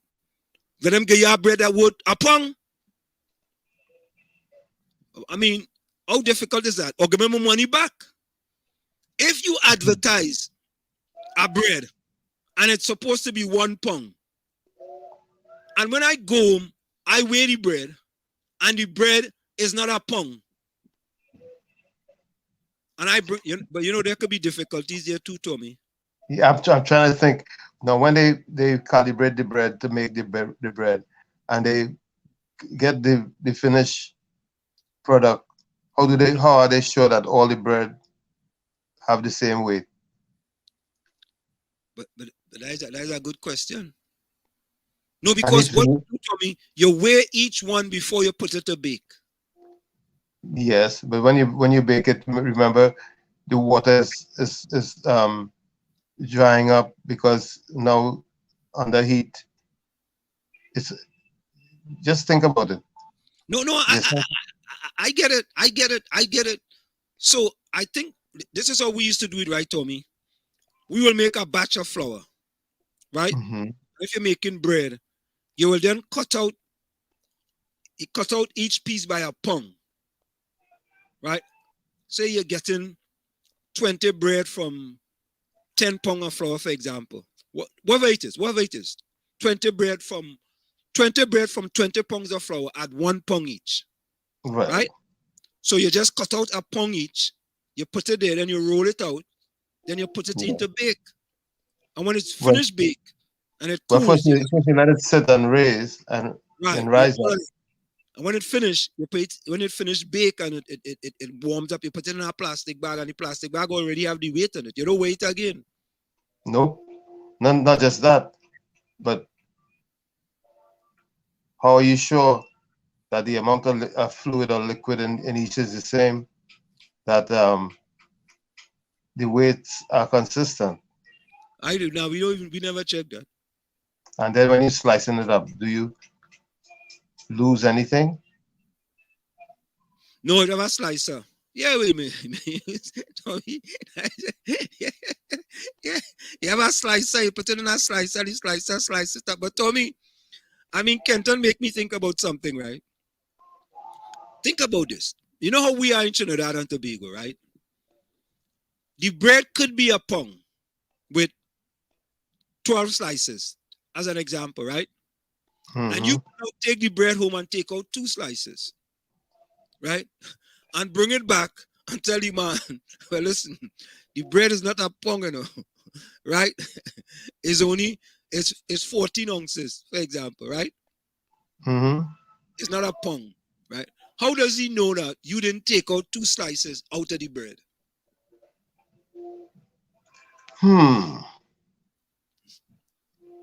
That's the kind of stuff that really makes you go,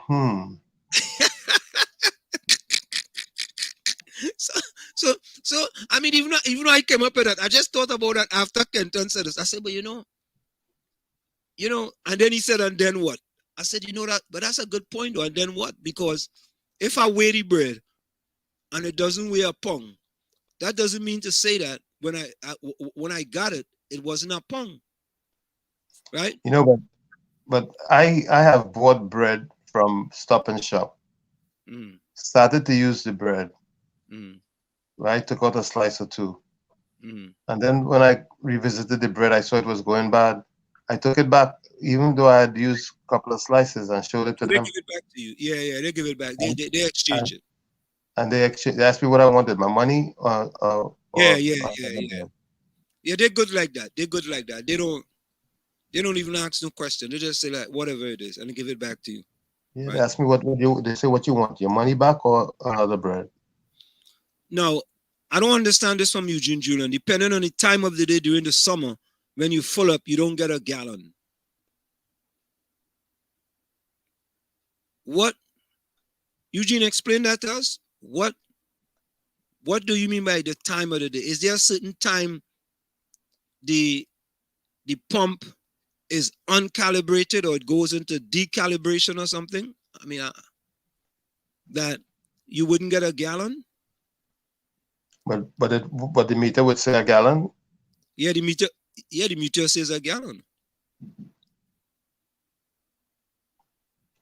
Somebody has to explain that. Rajvi say you can't carry back bread. Rajvi, what's wrong with you? Who said that? In Trinidad, in Trinidad Oh, in you Trinidad, can't come back. you can't carry back bread in Trinidad? But in this country, you could bring back bread. You bring back just about anything, as long as you realize it's effective or something's wrong with it. So in Trinidad, do they use pounds or does use kilograms? Well, I mean, we in this country that's used. 6 of one, half a dozen of the other. Yeah. All right. So Fistrix trying to explain this to me. And so, Hold on. Hello. You're on WZYE 95.9 FM. And Slim, Yes. Mean Gene, How you doing, Mean Gene? you know that gas evaporates, right? Gas evaporates. okay. Yeah. Okay. And when during the summertime, Yeah. when it's extremely hot, Uh, while you pumping the gas, it evaporates out. That is why it's advised that when you're trying to fill up on a hot day, you put it at the lowest level. Run it very slow. Oh, okay. Also, they advise that you should fill up early in the morning or late at night. Check it out. As you always like to do, Google it. But Eugene, before you go, so you're telling me that while I'm pumping my gas, it's evaporated if it's hot? Yes, because of the heat of the day causes evaporation from the gas. And if you pump in at the highest level, highest speed, more gas evaporates. That's why it's advised that you use the low level on the pump, on the nozzle, or you pump very slowly to avoid too much evaporation.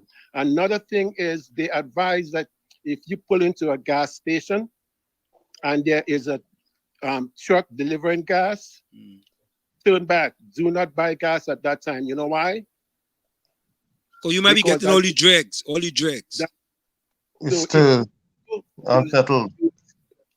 Right. You would find all that information. All right. Critical thinking. Bye. We Google that. Thanks a lot, man. Yeah, but what you're saying make a lot of sense, because I didn't know that. But what he's saying is it sounds logical. It sounds quite logical. It sounds very logical in that, depends on the time of the day. I'm gonna Google that. As a matter of fact, let me Google that right now. Gas evaporation. I was trying to think with diesel you don't have that issue. Because it's a heavier fuel. Gas evaporation. Gas evaporation temperature. Here it is. What temperature does gas evaporate at? Gasoline vaporizes at 140 degrees. If you raise the temperature of the gasoline to say 200 degrees, the gasoline will vaporize faster in the combustion chamber, resulting in better burn and improved gas mileage. does gas evaporate in hot weather? Even though modern cars have advanced EVAP system to prevent too much evaporation from occurring, gas does still evaporate from the tank, especially when the car is parked in the sun. This is even worse when it's extremely hot outside. Wow. Wow. That's interesting. I did not know that. Eugene, let me give you a round of applause, brother. Yep. Thanks for the info. Thanks for the info. Yeah, you edified us in the village tonight. Yeah, you edified us in the village tonight. You get the first individual round of applause.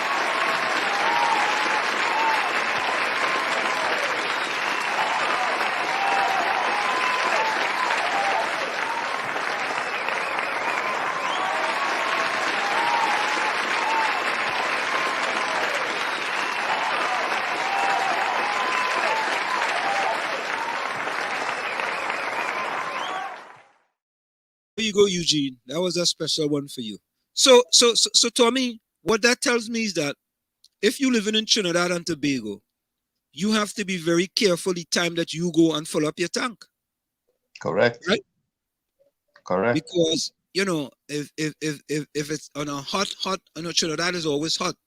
You could get a lot of evaporation. I would want to think if you have a diesel vehicle, you wouldn't have that issue because the diesels are higher, or should I say heavier fuel. So the question is, does diesel evaporate too? You can ask. Yeah. Eugene, does diesel evaporate as well? Ask Google. Can I just ask Siri? Hey Siri. Ask Siri. Hey Siri, does diesel gas evaporate? Okay, I found this on the web for Hey Siri, does diesel gas evaporate? Check it out. Okay. Can you tell me, Siri? At what temperature? At what temperature diesel evaporates? So it says here, can diesel evaporate? And hear what it says.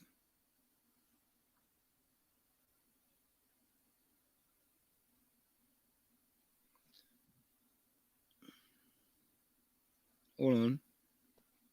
Okay.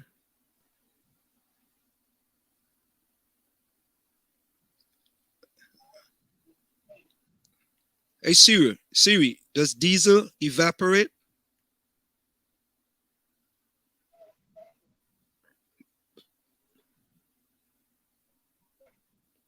All right, I'm going to have to Google that. So Fishstick says, answer 16 ounces is 1 pound. The pan put the scale on 0, but you adjust the scale to 6 ounces.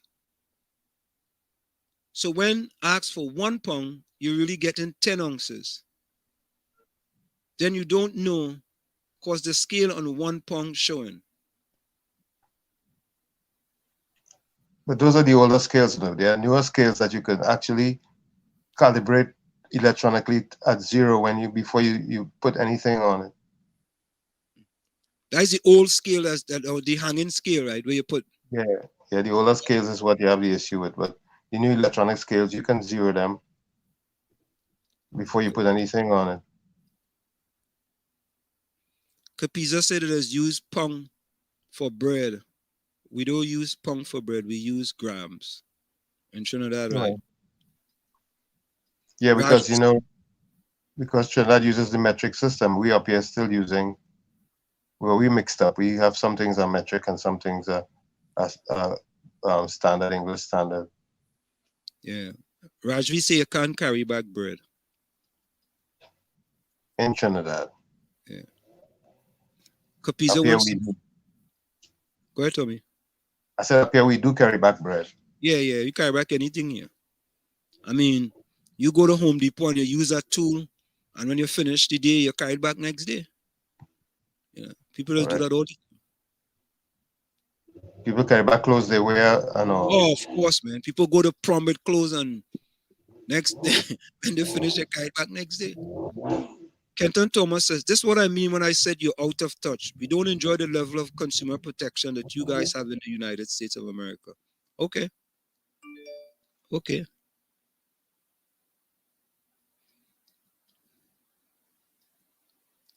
Takesha, when we come back, we play the video. I have a surprise video for all you from Takesha.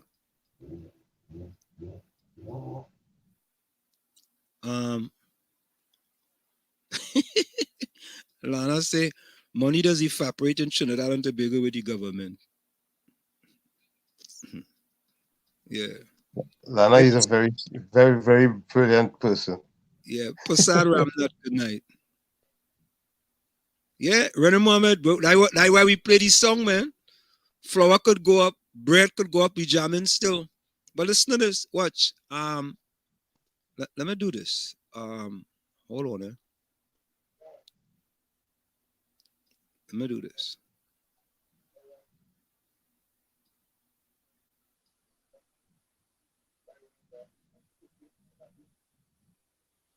Stink and dirty. Yeah.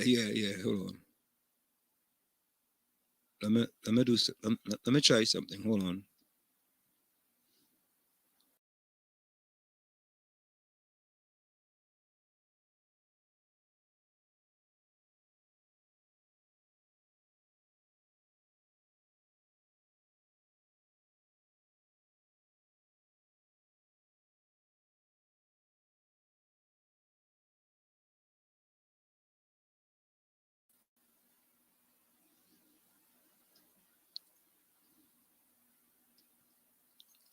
Oh, let's see. Now, look. Let me go this way.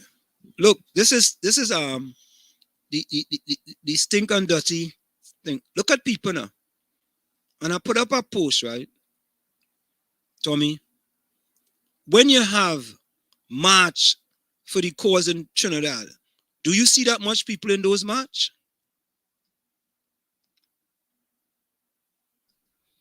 When you have marches in Trinidad and Tobago, Tommy, do you see that much people in any march? Never. Tommy, that real people there, you know, boy. Hey, the jamming is a jam session. It's fit after fit after fit. It's unbelievable. You know, it's just say welcome to the fet land.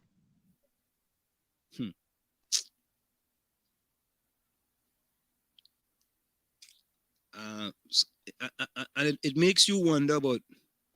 It just makes you wonder about what actually is going on in Trinidad and Tobago. You know, there's a lot of people in over us.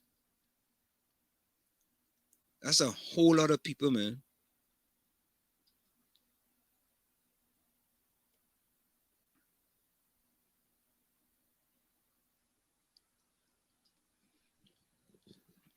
Great. Lana says great or blend any provision and make roti, bake, or bread.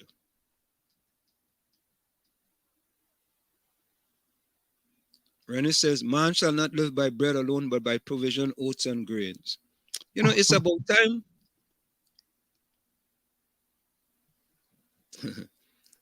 Capiza says, answer if you're driving Porsche, Mustang, Mercedes-Benz, members of parliament, you're worried about that. That is true. That is so true.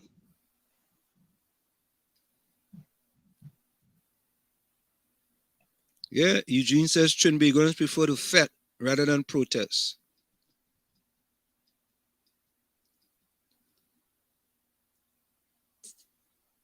Hey. Albert Montano says, Canada is a good place. Canada is a good place to live. Almost every type of business has a customer service for returns, and if they make a mistake, you sometimes get the product for free. I mean, they do that on Amazon. Sometimes, you know, Amazon will let you keep a product. Send you a new one. And send you a new one. Mm-hmm. I mean, you can't do it too. You can't do it all the time, but like, for example, I bought something for my car, right? I think I bought like struts on my car or something. And it was the wrong ones. You know, they send me new ones and they tell me don't send back the other ones. I still have it in my garage. It's probably too expensive for them to restock it. I mean, it's unbelievable, man. Lana says too many lackadaisical people in Trinidad and Tobago. You know, the biggest problem is that those who are in charge of running our business don't have our backs. That's what it is. Mm-hmm. Because when you put people in governance, they're supposed to be looking out for your well-being and for your safety, and making sure that merchants don't advantage you. That happens in Trinidad and Tobago? I don't think so. I'm going to say welcome to my good friend from the beat, Anderson Wilson. Anderson Wilson, boy, you drop we, boy. We ain't seen you, we ain't hearing from you. What happened, partner? Eh? Since you're going to the Monday night forum and you're going to the star parties, the star group, you would remember the star group. We ain't seen you, boy. We ain't seen you, we ain't hearing you. But then you're welcome, brother. You know? Welcome. But folks, we want to address just a few things. We want to address a statement by the Assistant Commissioner of Police, right? And it sometimes you wonder what are the things or the words that come out of the Commissioner of Police, Assistant or the Acting Commissioner of Police. Let me get it correct. The Acting Commissioner of Police, you know, and Akira, welcome as well. Oh God, watch, look, Anderson come in the chat. Anderson, all he loves superlatives just run at the beginning of the chat. You understand? All he love and, you know, I love you and all he love emojis and all kind of thing. We just do that at the beginning of the chat, Anderson. Anderson come in the chat and he comments, let me say good night to Akira, my love, my sweetheart. Anderson. Tell Yeah, but anytime is a good time for love. Okay, all right. My apologies. Look, Akira say he busy, boy. Akira say Anderson busy, boy. Anderson, you're busy, partner. What is that one? Anderson busy, boy. Anderson saying, Anderson sending all kind of nice comments, but he busy. Anderson. Let me go for a quick station identification. Maybe he's multitasking, Anselm. Huh? Maybe he's multitasking. You gotta find out from when we come back. You know what I mean? When we come back, we'll find out. Yeah, of course. It's in the middle to the DAG Triplets on WZYE 95.9 FM. We're gonna go for a quick station identification. We'll be right back after this. Stick on, stay, don't go nowhere. It's in the village to the DAG Triplets on WZYE 95.9. You're listening to WZYE 95.9 FM. You are listening to WZYE 95.9 FM, the most influential name in Caribbean radio in the tri-state area. Broadcasting from East Orange, New Jersey, the most influential name in Caribbean radio, WZYE 95.9 FM.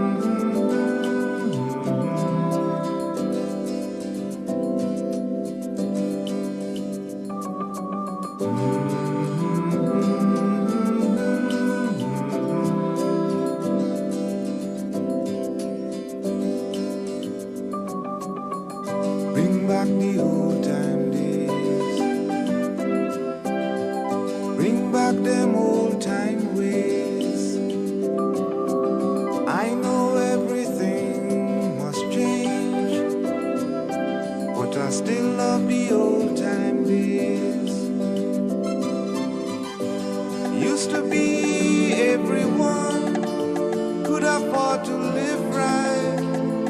just to feel nice, didn't need no paradise. Now open your eyes, look around, smoke in the city, and what was pretty, crying out for sympathy. So bring back the old time days, bring back them old time ways. I know everything must change, but I still love the old time days. Used to be everyone cared for each other, lived like brothers, respected one another. In times gone by, we used to share, together we'd make do. And if I draw a susu, what was mine was yours too. I know them days done pass and gone, and I know that life must carry on. But if I must join in with the pack, then I going back, I going back, yeah, yeah, back to the old time days, back to them old time ways. I know everything must change, but I still love the old time days. Yes, bring back the old time days,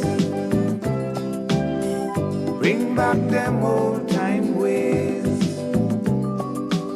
I know everything must change, but I still love the old time days.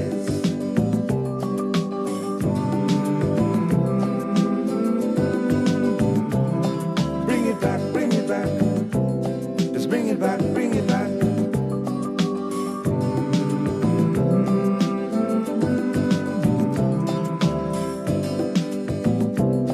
Bring it back, bring it back.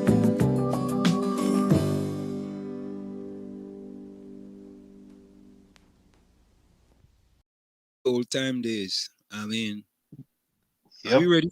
Are we ready to bring back the old time days in Trinidad, boy? I don't think so. And I don't think we really want the old time days back. We just want to go forward. We want to go forward with dignity and respect. Because what we need is just some attitude adjustments. Our attitudes, that's the only issue that's putting us in a bad way or in a bad light. Yeah, I don't know. I don't know. Good night to you, Akira. Welcome. Akira says special good night to Anderson Wilson. Always busy trying to assist the people of the beaten. But Anderson, somebody showed me you in that picture with when them people was up in what is that one? Get Naked? What's the name of that fit? Get Naked? What was the name of that fit? Told me the Naked Fit. Just let me leave it there, the naked fat, because I don't remember all these. All right. The Naked Fit. The Naked Fit. Somebody tell me. Let's see. Anderson. They say you see the fella there, 5'5". They say, I mean make him out, you know. Right? They say that's Anderson. I said, what? Anderson Wilson. And yeah, understand him. Anderson boy.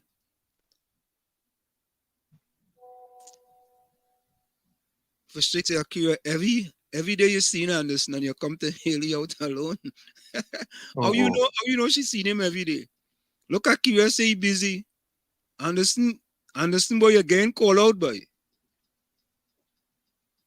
Anderson is a superstar, you know. Yeah, Anderson is a superstar in shoot boy. Anderson, your stock going up, boy. Yeah, boy. I don't know. People say bring back the old time days. I don't know. I don't know if you're ready for the old time days. Akira say under the current administration, it have no old time days, nah? Oh God. Oh God, boy. Who time I play that song? Trinidad doesn't know what time it is. Albert Montano. Oh God. Lana said just some people go be selling firewood. Oh God.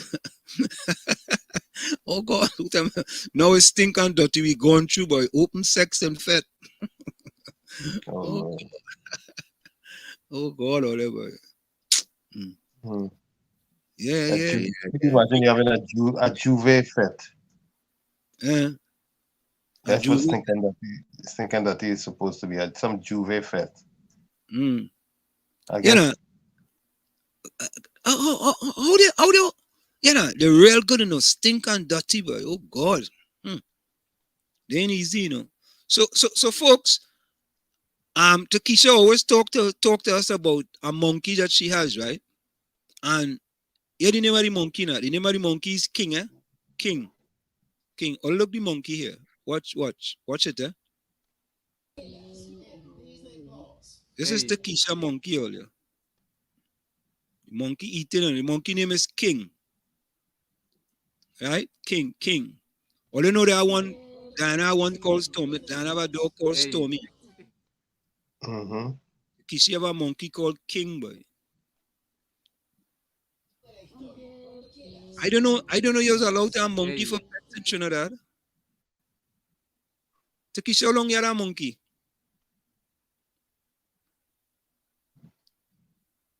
What type of monkey is that too? And you know the name of the monkey is King, eh? Well, I guess he run things. Yeah, I guess he run things in truth.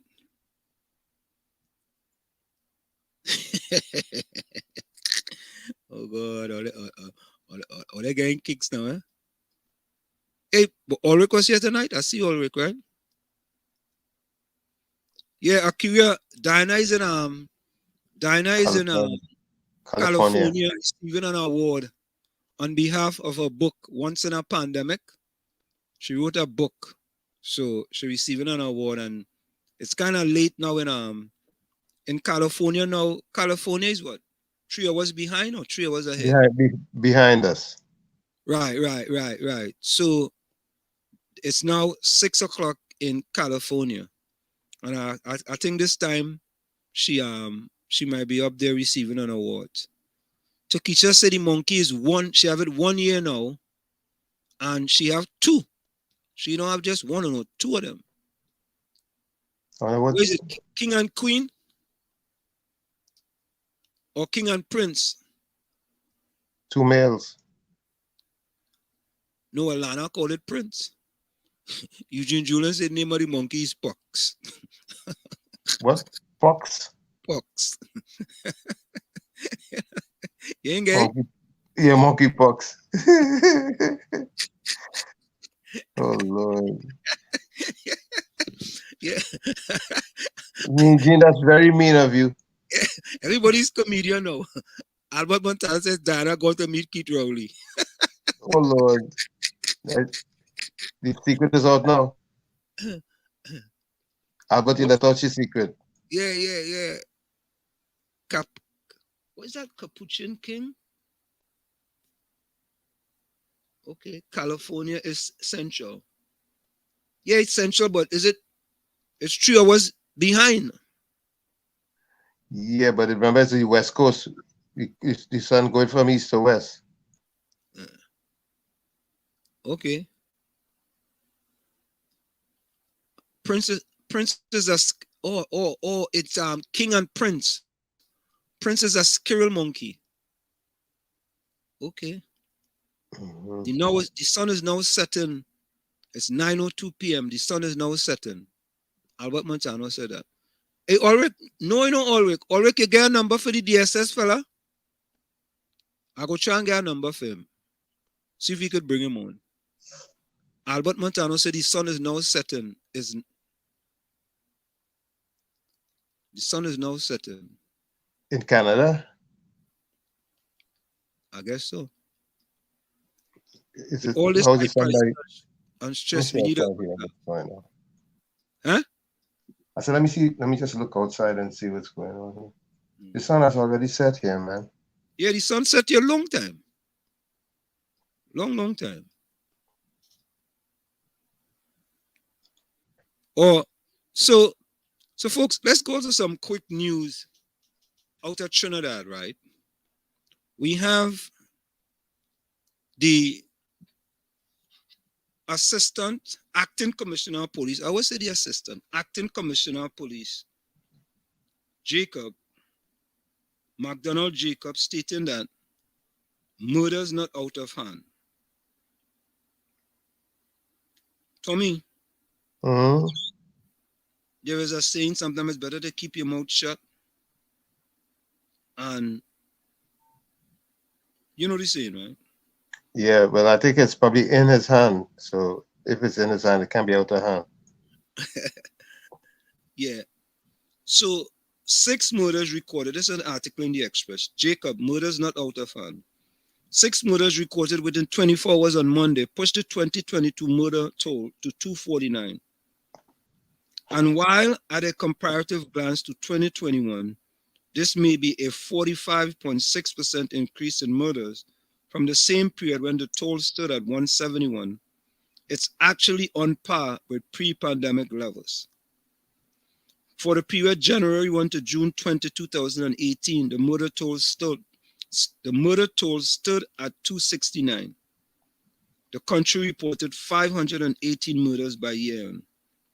For the same period in 2019, it stood at 254. That year, the country recorded 539 murders, the second highest annual toll in its history, second only to 2008, 550 murders.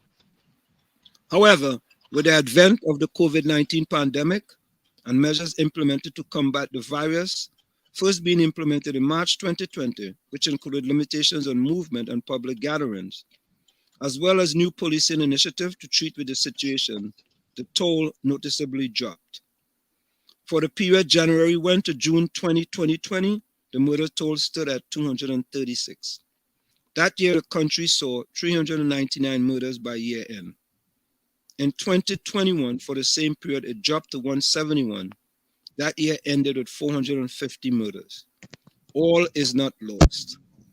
Acting Commissioner of Police McDonald Jacob told the Express on Monday that the Trinidad and Tobago Police Service has taken note of this year's jump in murders when compared to 2021. However, he pointed out that murders were within the parameters of pre-COVID-19 years. Can you imagine that? And that's not out of hand. Can you imagine that? You supposed to protect and serve, and you are telling people, well, if I compare it, well, you know what? He's right. He's right.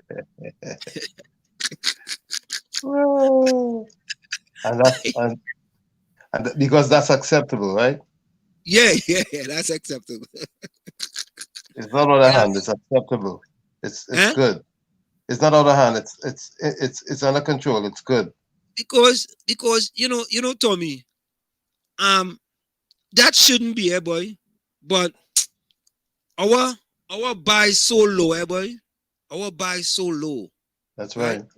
We not interested in improving things, you know. If we could match a certain level, that's our bar. You know? That's it.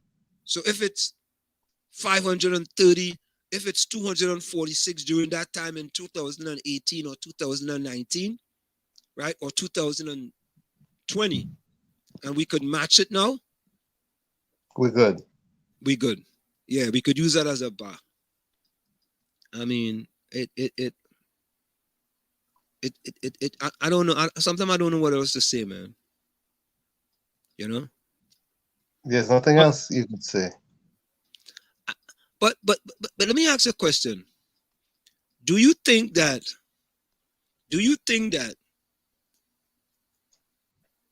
McDonald Jacob should be, right, the actually police commissioner? Do you think he have done enough to be the full-fledged commissioner of police in Trinidad and Tobago? Or do you think he have what it takes? I don't think he has demonstrated good leadership. Mm.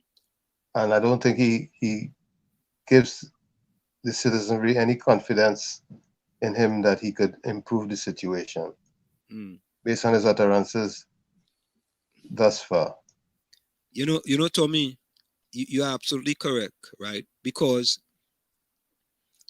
I think the first big slip up that he made, the first biggest one that he made, were the ones when the police killed their own police officer, killed one of their own.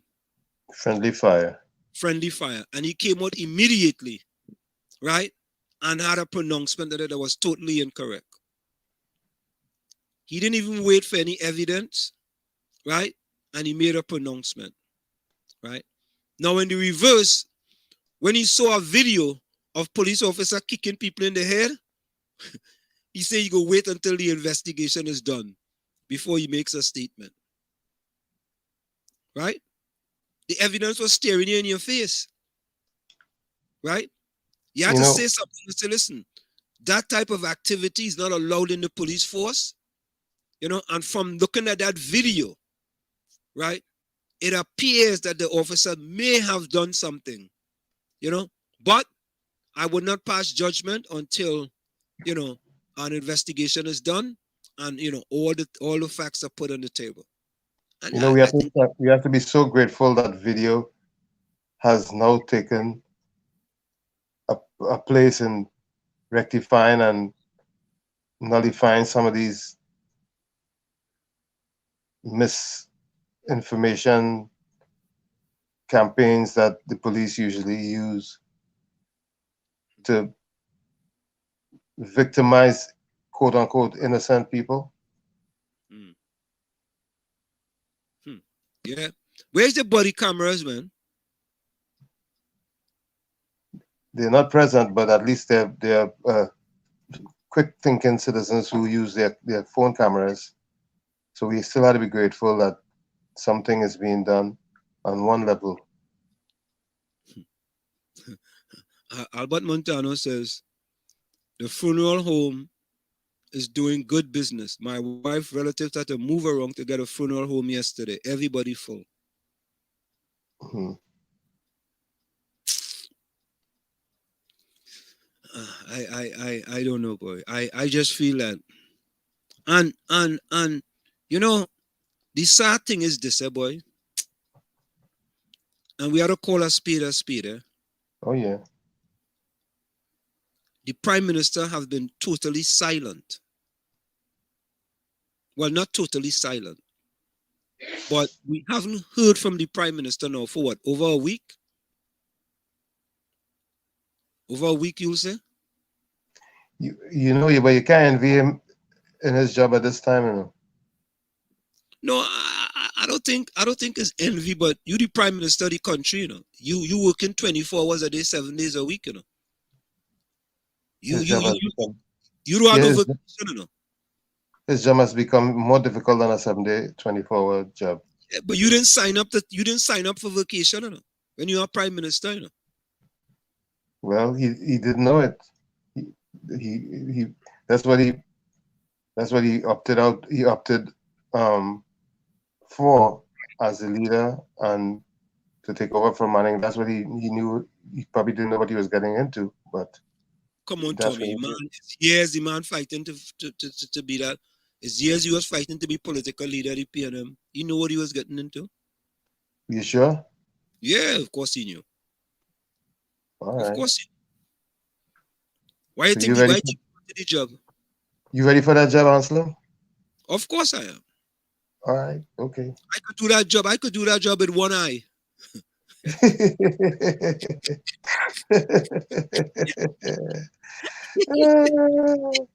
With one eye. You understand? With one eye. I'm telling you, Daryl Superstar says some people in Trinidad and Tobago rather fat than stand up for their rights and stand up for the right thing. Now, Daryl, you are so right, eh? Now, think about this, eh? They had a march yesterday in front of the parliament, right? What were they marching for? They were marching for, I think, Kamla Prasad Bessessa to go, right? That's what they were marching for. And they were marching against hate speech. Good thing. Good thing. But when I ask the question, Tommy, how come all you have march for them two fellas who get kicked in the head, boy? Where's the march for that? Where is it?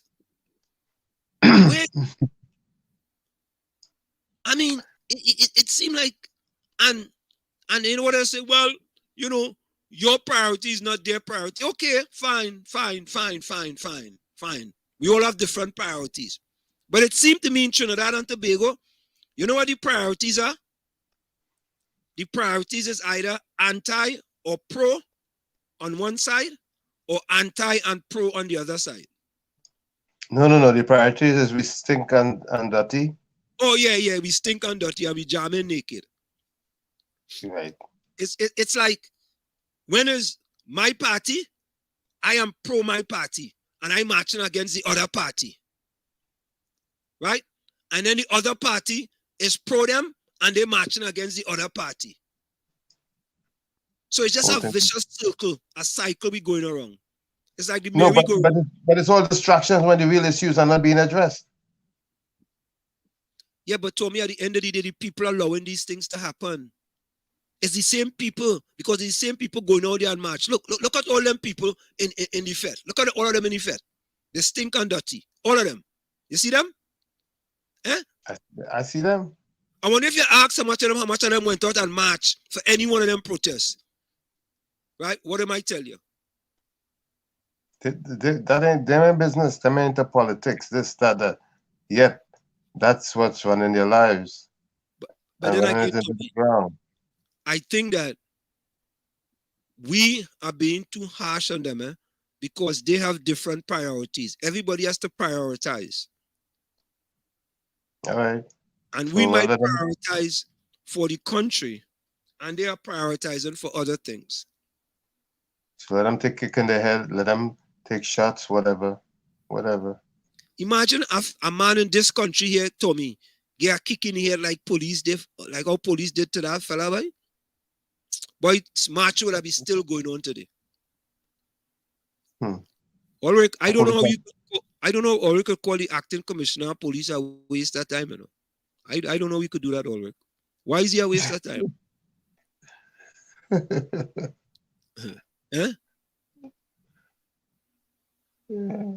is he a waste of time, Ulrich? Anyway. I don't know, but Ulrich said he was setting up the boy to be killed, and up to now, he never apologized to him. See how the police just kill innocent people.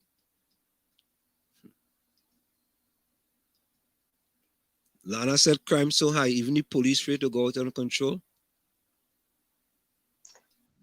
What is it gonna take, Tommy, to bring Trinidad back to the way the people of the country were like? You know something, Tommy? I have a friend, and the friend had an experience, boy, at the hospital. And he had a bad experience, boy, a very bad experience. They had also take him out of the Port of Spain General Hospital and put him in St. Clair Hospital. And maybe that's the only reason why he's still here today. Because the experience he had at the Port of Spain General Hospital, and just, you know, from what he told me, it wasn't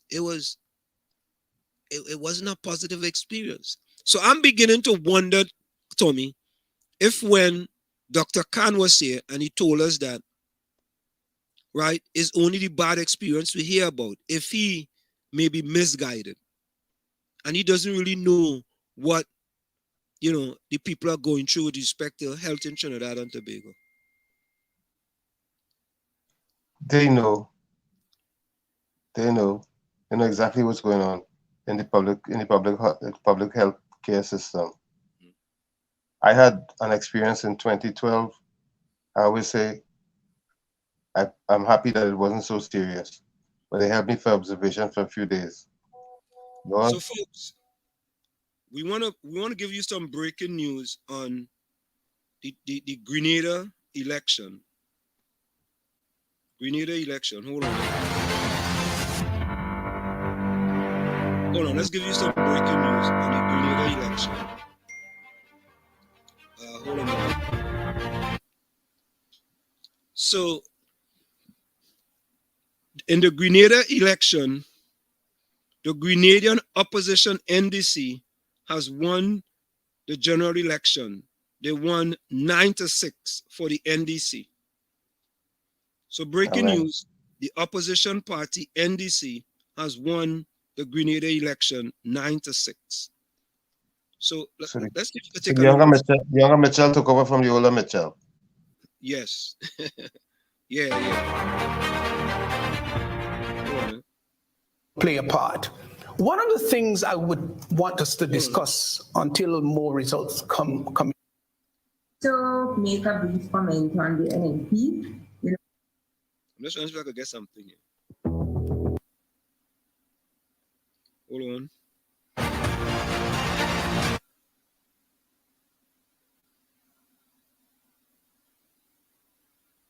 Hold on there, folks. I'm trying to see if I could get a little bit here. I'm going to a site. Let's see.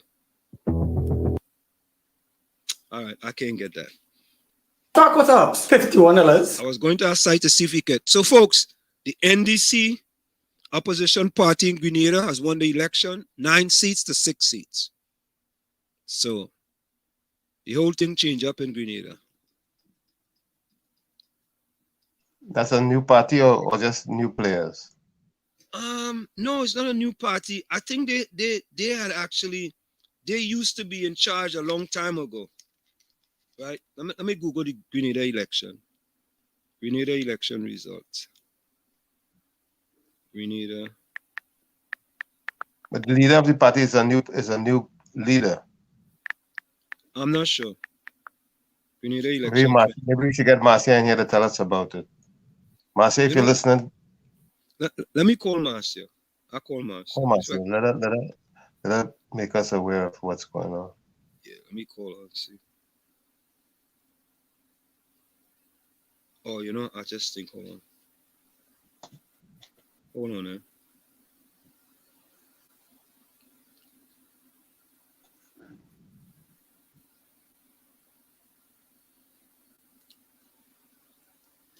So I'm calling Marcia before, folks. Hey, Marcia. Hi. You are live. Hi. You are live on air on WZYE 95.9 FM. How are you? I am good. And you? I'm good wonderful. Night, And team. Tommy's here with me tonight. It's just Tommy. Good evening, Marcia. Hi, Tommy. Yeah, I was just saying that you are the one who's best equipped to tell us what happened in Grenada. Well, the opposition NDC has won the election, led by the young Mitchell, Dickon Mitchell. They won 9-6. Grenada has 15 constituencies.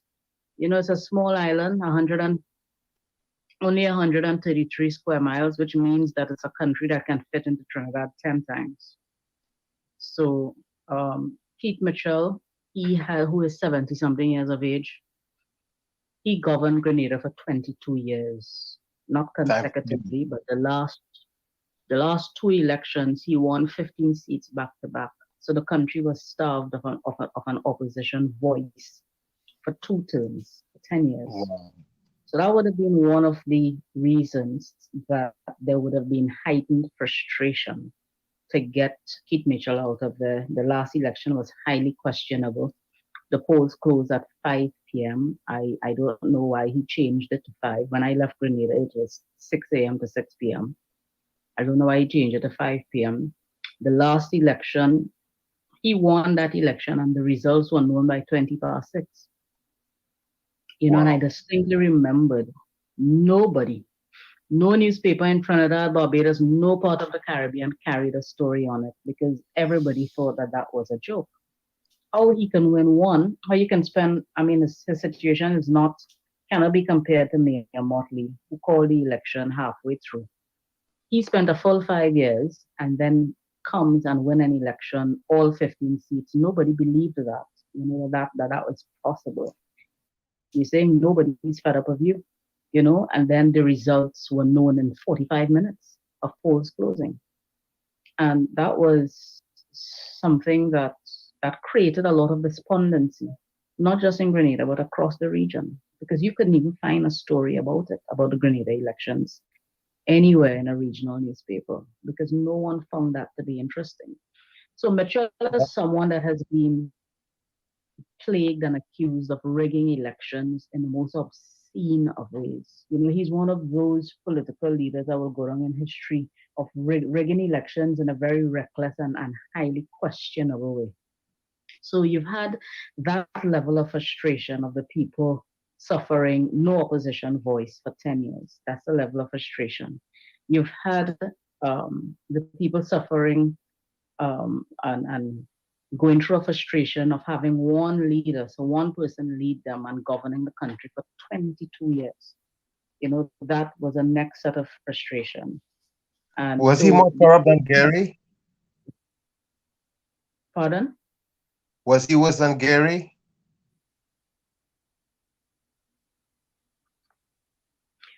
To some people, he was. I mean, he could not apply a level of violence like Gary, because the times were different, But he found other rabid, nasty, sordid ways to interfere with people's lives. A lot of people I know would have had to migrate because Mitchell liked strangling people financially.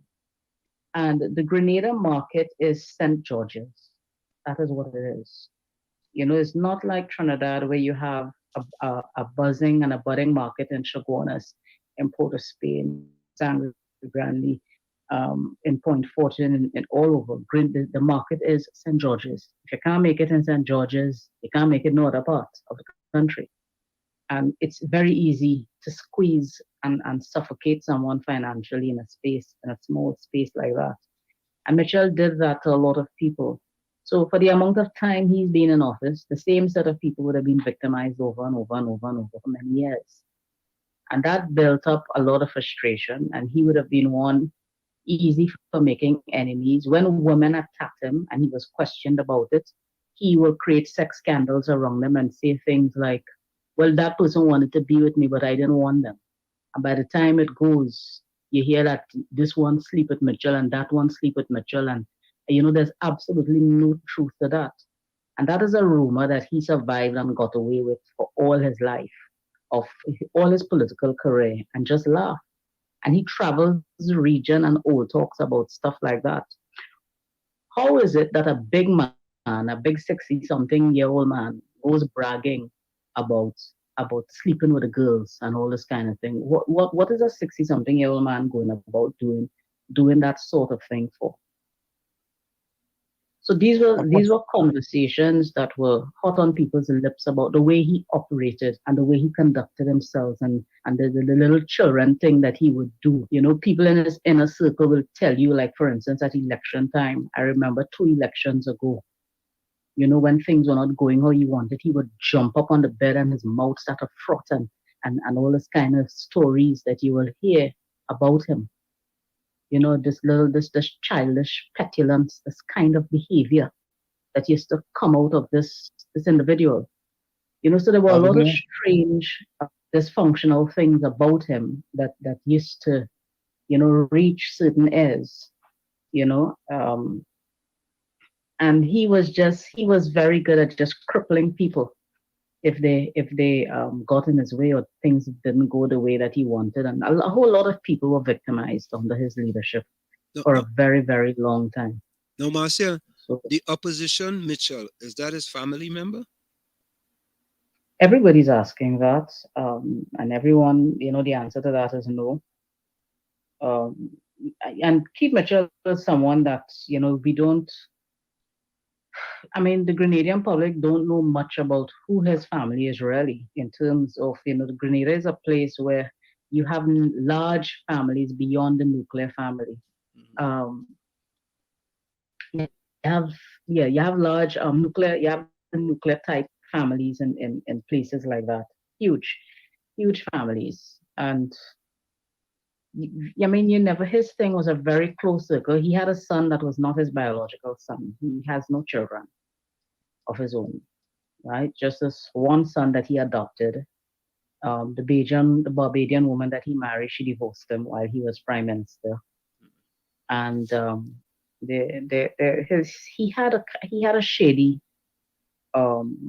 checkered, although that's not enigmatic kind of life in terms of his personal life. Like people that really didn't know things about him, and he would put things out there to give the impression that he's this, he's that, he's some kind of sex sparrow who gets all the girls and all this sort of thing, right? But he was someone with no children. You hardly know who his family members were in Grenada.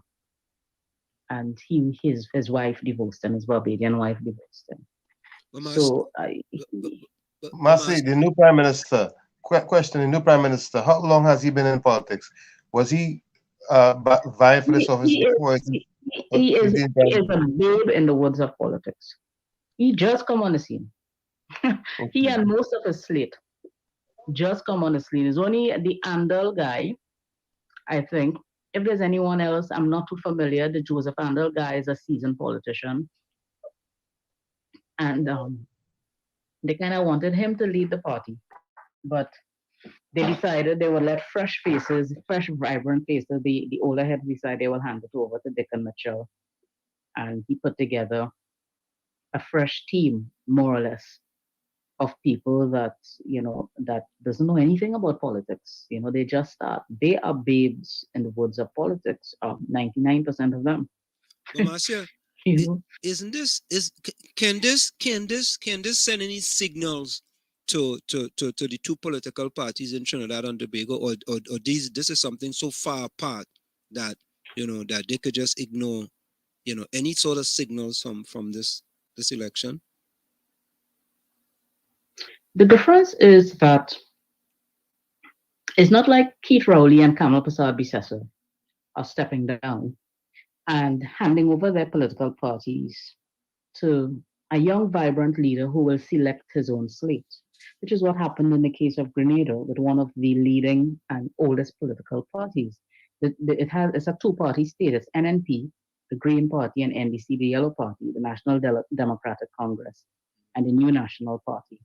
What happened in the case of Grenada is that the leading, one of the leading parties, the NDC, the older heads who lost the election, all 15 seats last time, decided that they will not go back and try again. They would step aside and they will hand over the party to a younger group of people, right? So it's not, if it is that your question is leaning on hope for a third party, it's not the same thing. No, I wasn't. I wasn't thinking. It will be the same thing if Kamala steps down and hand the party over to a younger person who will then get rid of everybody old around them and select their own slate. And similarly, so Keith Rowley doing the same thing. What made it easy for the NDC to do that in Grenada is that they had no seats, right? They lost all the seats. So Dickon Mitchell could have done pretty much.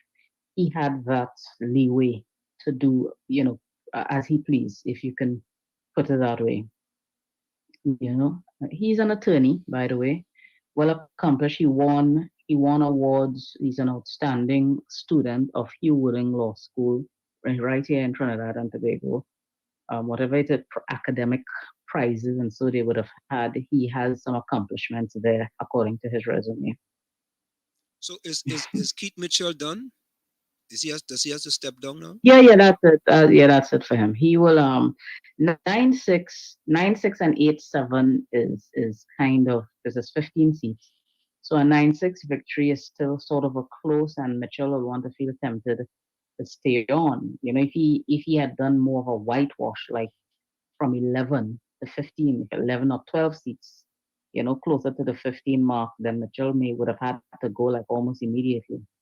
But the 9-6 will make him want to stick around and make his tenure in government difficult, to give him strong opposition, Well, according to the laws, you need a certain amount of seats to get certain bills passed. In your estimation, did you see this coming?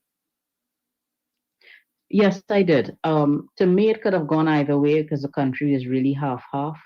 I predicted 8796 either way, either NNP or NDC. That was my prediction. But you know, Marcia, I saw I saw a video with Starks. I haven't put it out yet, and Starks was supposed to go to Grenada, I think, to support the NDC. Yeah, he did several videos promoting the NDC and supporting he the was NDC. supposed to go and support the NDC, and there was some problem with that payment. I don't know why Starks put that out, but there was some problem with that payment, and Starks ended up not going to support the NDC. You know, I mean, so I guess if he had gone, he would have been in a good position now because the party won, right? Yeah. Yeah. Why? Why didn't he? Why didn't I don't understand why. You see, they're in opposition, so he should have chanced it and see, what happens, because you see, even getting seats would have been a victory for them because they had no seats. Right. And getting seats would have mean that financiers will back them. Financiers would put their money behind them. So I don't. Stark is a young guy. Stark's partner, he was on the right track, boy, but he fall off the railroad track. he was on the right track, Starks.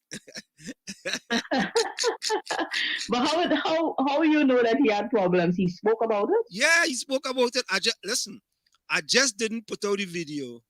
I mean, a lot of things just come in my inbox. And I don't put out everything that I get. I'm being honest. I don't put out everything. And when I saw Why this did one, he do that? Because Grenada, Grenada and Grenadians, do you know, during the post-Hurricane Ivan in 2004, a lot of Trinidadians who went to Grenada, they defected. They stayed there.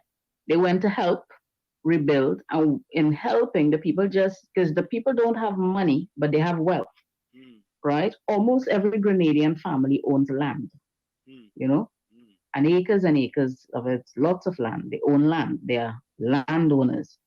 So when people went over to help them rebuild their houses, they gave them land. Wow. And to them, to a lot of them, that was like gold. There's no way they can own a piece of land in Trinidad, and they stay right there. It is gold. Stock would have fought. That is what they give you, because it's not a place that really have money, right? You may get something small, but they would have given stocks like a piece of land. I know that's how they pay. When you do something, they offer you land. And the thing about it, right? It was small money that he was offered. And when I listened to it, I was like, wow, and I just, because he's a customer to Grenada, but the Trinidad and Tobago, energy rich Trinidad and Tobago. He could have asked for a piece of land. He should have just spoken to me, and I would have told him what to do. Well, I'm surprised he didn't reach out to you, because when I saw the video, I was like, wow. I mean, like, and the amount of money that he asked for, wasn't no big set of money. What he asked for? 2,500 EC. And what was he offered? No, they offered him 2,500 EC, but what happened is that there were some problems with the payment, right? And then there were some problems with the plane ticket, and and he end up not going. Yeah, but that is wow. Yeah, that is sad that he did that. Because he should have reached out to me. I mean, he didn't even have the intelligence to reach out to me, because I would have told him what to do. I would have told him he would have gotten land. They give it up like easy. They just call somebody who they know and have a piece of land and say, okay, this person doing this for us, we want a piece of land to give them. And he would have gotten land. I guaranteed he'd have gotten a piece of land. I mean, what it is to own a piece of land in Grenada is priceless. It's a tourist resort island, and it's a good thing to have a piece of land there. So, as a matter of fact, I'm gonna put up that video. I'm gonna put it up tonight. Now that the election is over, Yeah, I did a reel. If you can find it. I'll send you the link. I did a reel congratulating Grenada. You can play it as well. Oh yeah, send it to me. Yeah. So Marcia, we thank you so much for giving us an update. We thought that was a breaking. Marcia, thank you for coming in on a cold call like that. We really appreciate you. Yeah, no problem. No, I'll tune in now because I forgot that you guys won. I was hot following the election. We are actually glad you were. College student. Yeah. You know, that's a big deal in a place like Trinidad. You go to Presentation College in Grenada. He went to Presentation College and he's a well accomplished, he's a brilliant attorney and has been a successful attorney. He is the youngest prime minister that Grenada has ever had. How old is he? He's about 43, 42 or 43. Wow. Yeah, he's the youngest prime minister in Grenada's history. Wasn't Maurice Bishop younger than him? No, I don't think so. I could check, but I could check to see if Morris was about 40, but I believe he was older, but I could check. Yeah, I think Maurice was pretty young when he took office. No, not that. No, not that young. But I could check. What was Maurice? I could check what Morris's age was. If I made an error there, I accept the error. But he's at least he's one of the youngest prime ministers that Grenada has had. He is one of the youngest, at least. The others have been pretty senior.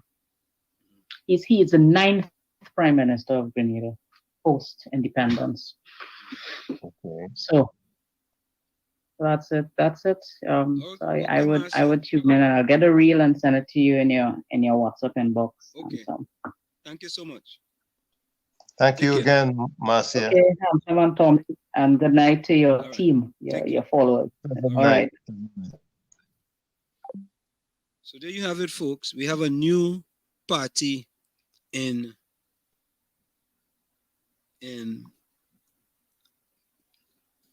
Grenada politics. A new blood, which is what we need so dearly in Trinidad and Tobago. We need fresh, new blood. Hold on. Aslam, I hope that sentiment is contagious, you know.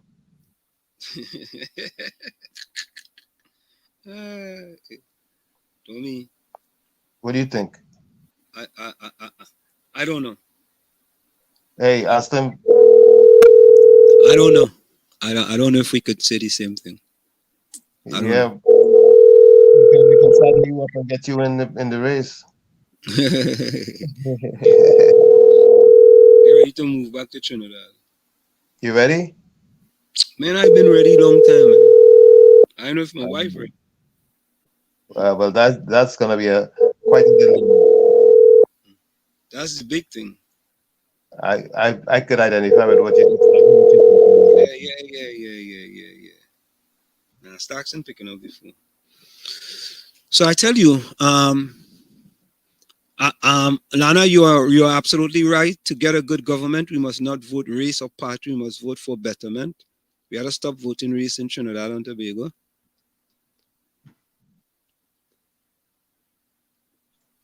And we have to get rid of all the contaminated politicians. Vulnerable says Solana on performance is only 2 parties we can choose from. The others were not tested.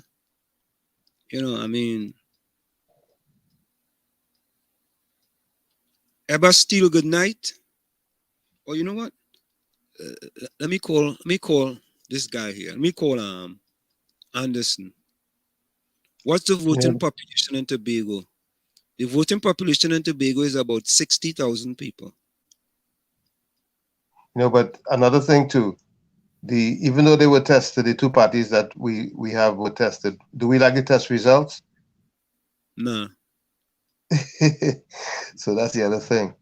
I mean, they were tested, but at the end of the day, look how our society has been eroded.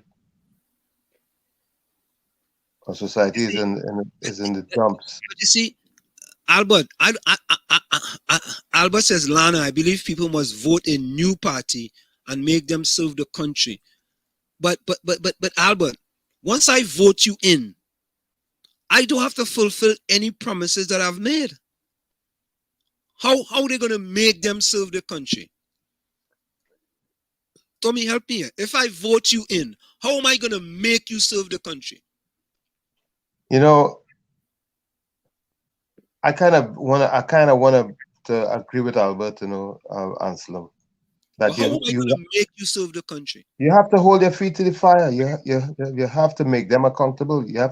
We have to find ways to hold their feet to the fire. We cannot say we cannot and it's impossible. And once we put them there, they do what they want. They cannot do what they want once they're in there.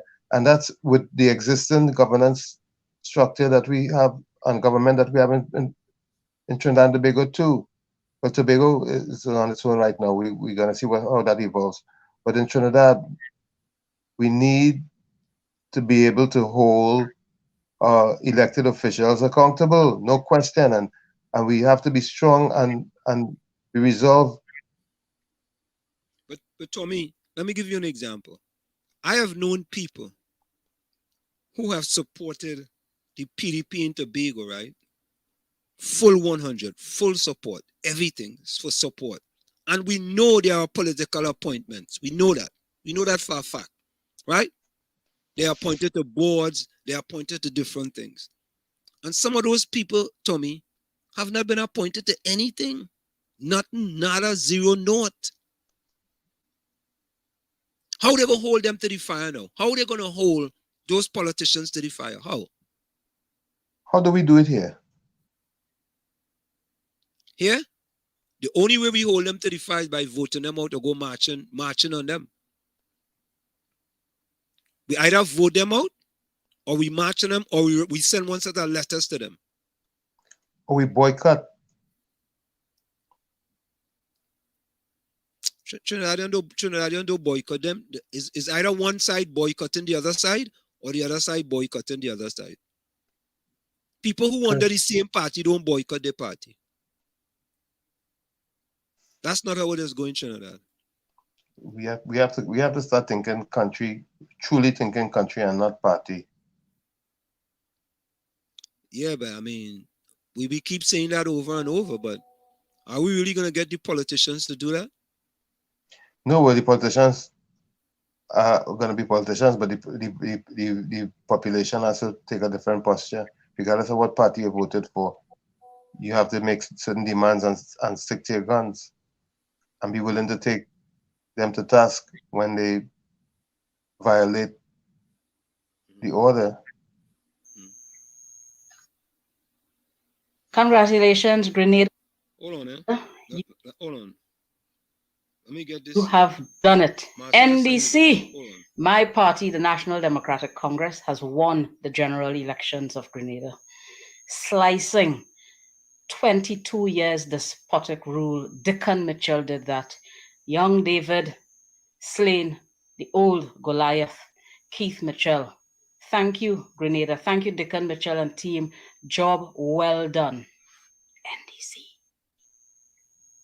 Congratulations. That was Marcel Brave voice sending a congratulations to our homeland. Tommy, you heard it, right? Yes, indeed. Yeah. That was Marcel sending a congratulations to our homeland. We really need something like this to happen in Trinidad, and it could happen. It's not impossible. It is not impossible. So Eber Steele says, well, I was in Grenada 2 weeks ago, and I didn't know much about the political climate. But while traversing the island and speaking to citizens, it was clear that change was coming. Yeah. Rajvi say, I go running now, but all you have to finance me. What are you running for? You gonna run a marathon? Eh? Where you gonna run? Run him out. You gotta run him out. Rajvi, you're gonna run. If one of the voting population in Tobago is 60,000 people. There are 15 seats. Right? And the voting population is 60,000. And I hear some people saying, right, some people, well, Tobago only has 60,000 people, and they want 3.9 billion. And is it the Sawa Regional Corporation? Some one of them corporations that have 200,000 people. How come they're giving Tobago? How come Tobago want 3.9 billion and the Sawa Regional Corporation are 200,000 people and they only get X amount of million? I say, well, boy, I said, Tommy, I don't know what to say. What is the area of the Sawa Regional Corporation, and what's the area of Tobago? No, it's 60,000 people. No, we're talking about the population. We're talking about the land mass. Or the area of Tobago? Yeah. What is the area of Tobago? Let me Google that because I don't know. What is the area of Tobago? Hold on. What is the area of Tobago? 1,980 square miles. And what's the area of the Sawa Regional Corporation? What's the area of the San Juan Regional Corporation in Trinidad and Tobago. In Trinidad. Corporation in Trinidad.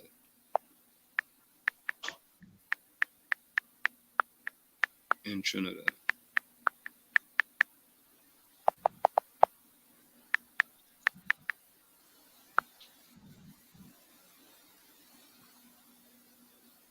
The San Juan Regional Corporation has a land area of 220.39 square kilometers.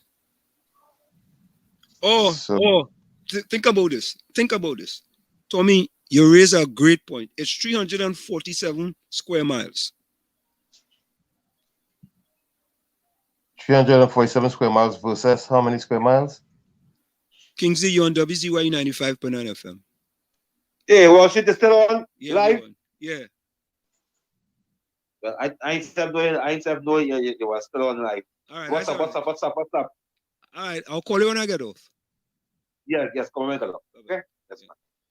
Yeah, Tommy, you raised a very, very valid point there, Tommy. It's only 347 square kilometers. Tommy, you make that fella look like a first-class dummy, Tommy. Yeah, because what you have to look at is the amount of land you have to manage, the space you have to manage. Tommy, go to the head of the class, Tommy. Thank you. I'll take a bow right now. Yeah, no. Let me give you a round of applause, man. Nah, I know you're here, but I'll give you a round of applause, Tommy. Hold on, this is Starks. Hello, Starks, you live on WZYE 95.9 FM. How are you? Cool, I'm cool. Starks, there were some concerns that you supported the NDC. That's your party, right, Starks? Correct, is right. But there were some concerns, Starks, in your video that you had some disagreements with the NDC and there was some saying that if you didn't have that disagreements, you would have been well off today. Correct, is right. So do you think if you had to make decision again, would you have made that decision again, or you'd have done something differently? There's no such thing as make decision or didn't make the decision. I, a man, I stand up for my rights. You don't go against your word when you're dealing with me. You understand? I don't care who you is. You understand? If it's that you tell me something, you have to mean it at the end of the day. A lot of people may vex, but you cannot go back on the word when you strike a deal with somebody. I believe that it's Russia and Ukraine is fighting at this point in time. Okay, so you don't regret anything? Well, I mean, there's always regrets, but at least you know to yourself that you stand up for your rights. You know, I'm not saying I don't regret it, because right now, so long here, yes, I may regret it, but I cannot let the regret bring down my spirit, because I may be. If I let the regret bring down my spirit, I will catch myself doing the wrong things or defending corruption or however it may be, So are you going to reach out to them again? You are listening to WZYE 95. Well, I already sent a message to Andy Williams stating congratulations to him. But But after what take place, we already had another conversation. He said no hard feelings, you understand. I said I'm very sorry. I didn't want to do it, but it leave me no other choice, So, yeah. Well, I hope something good happens, Stark, and that you guys can work it out. And I could see you in Grenada making one set of videos from Grenada. You know what I mean? Oh God! Well, the amount of costs I get in, the amount of costs straight across the board, it ain't easy. Well, Stark, you're a big man. You just cost plenty people too, Stark. As much people as you cost nothing for you. Yeah? I didn't take that approach in Grenada. I didn't cuss in Grenada. I mean, I was cussing long before election, but I didn't take that approach this campaign. Oh no, you didn't take that approach? No, I didn't take that approach. Is it because the people are different type of people?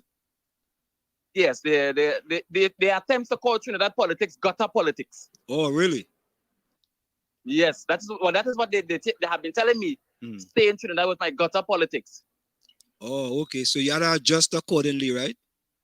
Yes. So I something so. But Starks, you have family from Grenada? Yes, most of my family from Grenada, of course. My both grandmothers from the both side, my father and my mother's side is Grenadians to the both. You understand? They don't up to this day they don't even have had a Trini ID card. Oh, okay. Wow, that's interesting, man. Yeah. Yeah. So are we gonna see you in Grenada anytime soon? Yes, I'll be in Grenada for Carnival. When is Carnival? August the 9th and the 10th. Oh, August the 9th and the 10th. All right, maybe we might see Stark as being an ambassador, Grenadian ambassador or some type of thing. You gotta wear the different type of yellow now. Hey. It's about time the sun started rising. Let me tell you something. I have been politically blind for some years. I think tonight this election was my first victory since I've been in politics. First victory. And you dropped the ball. Political party I supported. In the past, trust me, it was serious. But Starks, Tommy say you dropped the ball because this was your first victory, and you should have been enjoying it right now and drinking up all kind of Hennessy and gold Hennessy, all kind of thing. I am celebrating. I'm celebrating, but I'm not celebrating in Grenada. Oh, all right. But Stark, we appreciate you picking up the phone, man. It's always a pleasure. You're one of us here on WZYE. Even though you're so fast, Starks, we haven't even to prove any of your statistics yet. Stark statistics. Yeah. You all know there's a comedian, Starks. But Starks, what I like about you? You take it very nice though, I give you credit. Some people would get upset and all kind of thing. You take it nice. I like that about you. Upset about what? No, well, you listen to me. People know me to be the realest man on the media. You understand? And being the realest person on the media means you'll have a lot of enemies. And the fact that I know that when I talk, a lot of people will hate me. The fact that I know that and I still doing it, these things can't bother me. Because most people can't do what I'm doing because they will give up. From time to time, they make one video and the whole country go against them. That is it. They're done. They wrap up. But I have been doing this since 2017. Never stop yet. Yes. What we would like is for you to get some credible statistics when you're giving us information. So when you say credible statistics, now there's no such thing as credible statistics because we don't know what's actually going on in the floor. We can only give how to say it. I guess. You could guess. Yes, we can only give an average. But at the end of the day, it's up to you to catch the drift. If you don't catch the drift, well, the conversation is not for you. So if I go on the media and say, hey, what, black people killing more than Indians in this country, I can't get the real statistics, but it is true, not so? That may be, yes, you may be telling the truth. which I'm not disagreeing with you on, but all I'm saying is that when you give numbers have to be somewhat precise. Now stocks not involved in that. Stocks is involved in throwing out numbers. Because you remember stocks, you know how stocks do. Stocks are just throwing the number up and hope it stick on the wall. And if it didn't stick, you just keep it moving. Stocks. I asked all kind of people. I say, only give me one statistic from stocks that correct now. They're telling me all kind of things. Boy, yeah, stocks right. I said, give me one now. Nobody can give me no stocks statistics, boy. Nobody. I trying stocks, boy. Help me now. Well, listen to me. If you want statistics, all you have to do is turn into TV6 News, CNT3, and TVC Radio Network. No, but looking for your statistics, your statistics. Look, two person get shoot right in front of my house the other day. You understand? You want me to tell you the color of the But Stocks, let me ask you a question. Stocks, if the people are bringing all the guns in Trinidad and Tobago, look a certain way. Can I now go out and say 90% of them just bringing all the guns in Trinidad and Tobago? Hold on. Let me work around that. Yeah. Let us work around that. Now, we have no evidence as to who bringing guns in this country, right? No, yes, we have evidence. The Indian society, Stocks, we have evidence. The money. We have evidence. The Indian society has more money. Yeah. But you say them are bringing in the guns. But why you don't see Indians waving guns? And why you don't see Indians waving guns and doing what black people are doing with guns? And they can do the same thing. No, Stocks, I am not saying that all Indians bring in guns, you know.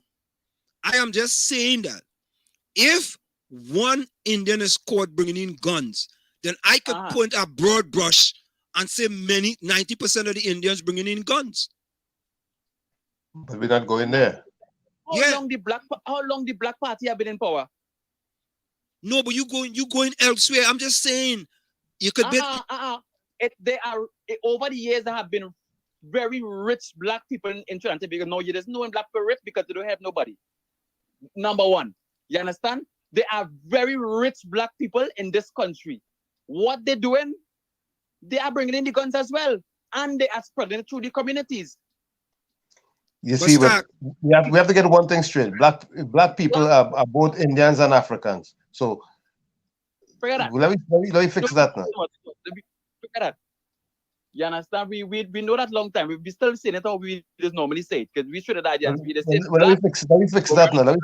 Let me fix everything now. Let me fix that too now. But that can't fix that. I will keep going on. Yeah, but you have the public's ear and eye. So do the right thing. Do the right thing, and you can fix it. That's a beginning. Figure that. Yeah. Because Kamala called Rowley a blank man. The country turned around and said she called him a black man. So if it's that we all are black, why even kick up a storm about it? But Stocks, why you do your part to fix it now? You don't add to the fire. All right, okay, I understand. Stocks, you know you could have a big impact. You know you have a big impact in Trinidad and Tobago, right? You know that, right? You know that for a fact, right? He does. Right?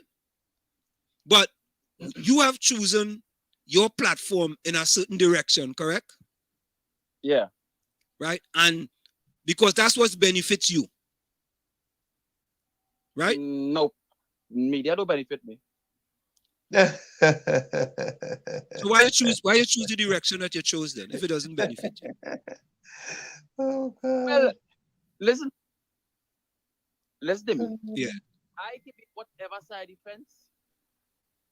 Whenever I see something that is not good pops up, I will talk about it. I don't care. No, but why you think I get myself involved in this NDC thing and I make video and all these different things? You know, no, the party knows that I was not in it for the money, you know, because they know that. I mean, the people wouldn't know that, but the agreement with us, we know it was not about the money because I would have. But no Stack, it break up because of money though. Well, you see, when they have been taking me for granted, that is when I say, here, what going on here? Why are you not replying to me? Why it only taking so long to update me? I said, here, what? If it's not only moving so, I'll give me my money one time, let me go my way. That is what I said. But stocks, it break up for small money though. That's why I'm saying. Well, it doesn't matter. No, but if you're taking a risk, at least I have life. if you're taking a risk, you gotta go all the way with that risk. It's a risk it was taken, right? That was just B&B. That wasn't a risk. Stocks. Did you hear Marcia Brave Boy's comments a few moments ago, like 10 minutes ago? No. Like 20 minutes ago, 20 minutes because it's 10 after 10 now. Yeah, I don't think he heard.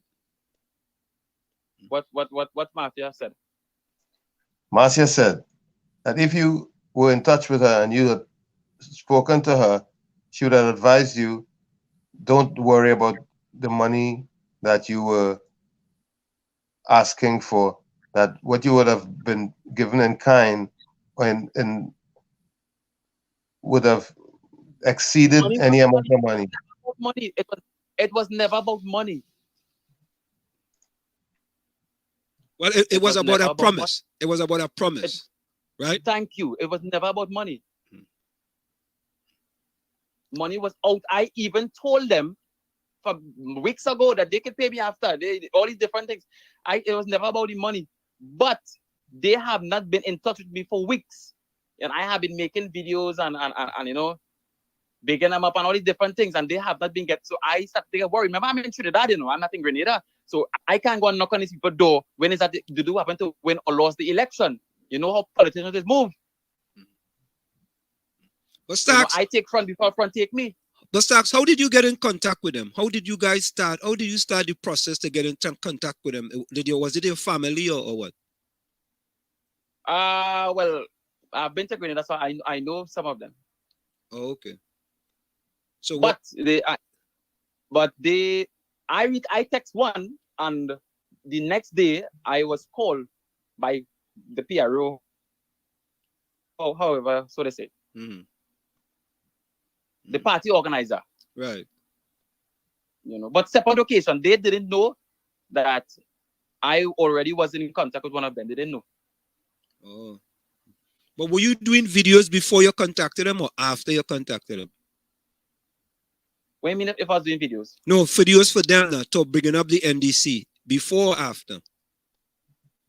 We mean big up the NDC. Well, no, when you was doing your videos in favor of them, was it before you speak with the Paro or after?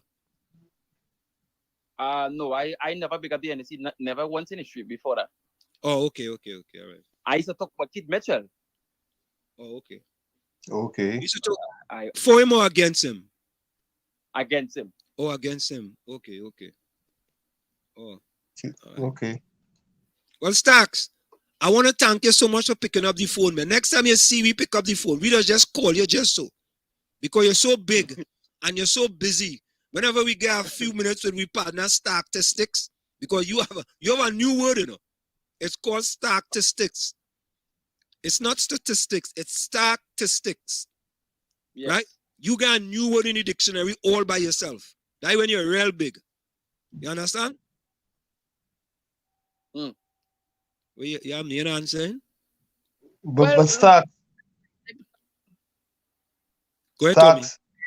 Yeah, I would like very much, I would hope and I pray and I would really appreciate if you use your forum to help bring more unity in the country. I appreciate you. What is unity in what? When you give out information, and you bring unity with politics or bring unity out of politics. Among not political, among the people that you would try your best to see if you get people to think and focus on the issues that affects them. No. I respect cricket. You're trying to put man on a football field. Oh Lord, I just hoping that since you have this. You are trying to tell me stop be a doctor and be a lawyer. Yes, that's what I'm trying to tell you. Stop being a doctor and be a lawyer. Because with law and order, you will have a better life. But I'm able to.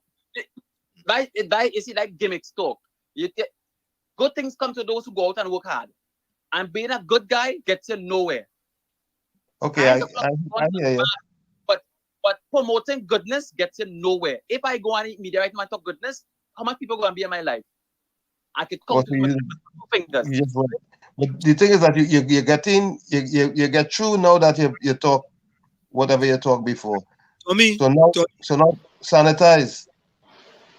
For me, Stacks talk truth to power there, you know. Listen to the Stacks. Hello, gentlemen. Hello, gentlemen. Hold a minute. Hold a minute.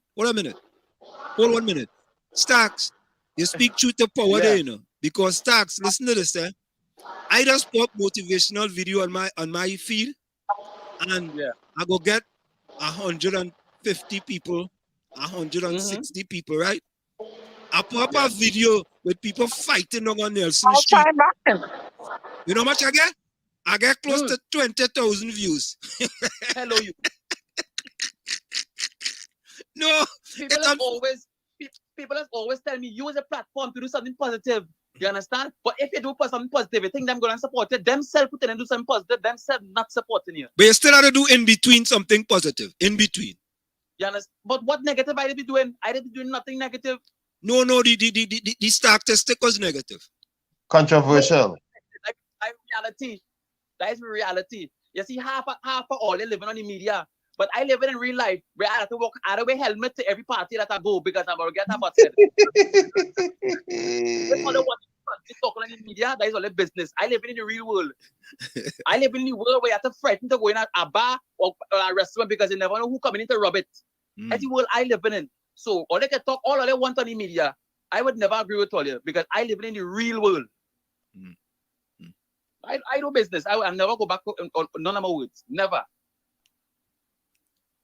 Yeah, I just be frightened to walk the road because of how Trinidad is now. How Trinidad stop frightened to go certain places. I'm frightened to go certain communities. It's not easy.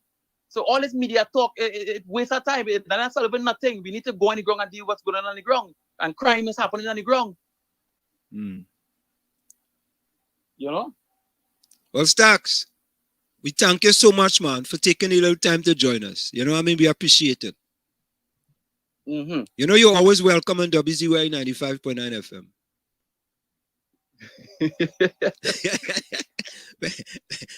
Thank you again, Stacks. Good night, sir. Yeah, thank you so much. But I would be reader. Yeah. The move that I made in Grenada, I mean, it was not the best. You know, I do regret it. If I be real, I do regret it because if I did be calm. And but the fact that I have been abused so many times in the past with politicians, it overpowered me to make the video. You know.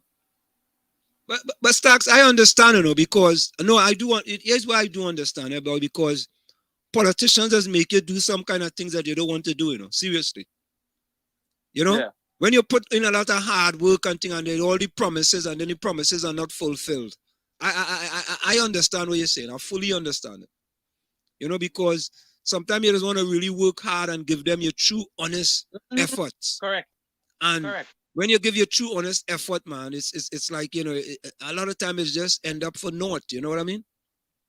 So I understand it. I do understand it. Well, the party themselves know that I was not wrong. You know, so if then they self don't want to have nothing to do with me again, it will show to say the type of people them is. You know, because I stay quiet and I never answer no type of media news. I stay quiet because if I talk, it will only make the party look more worse.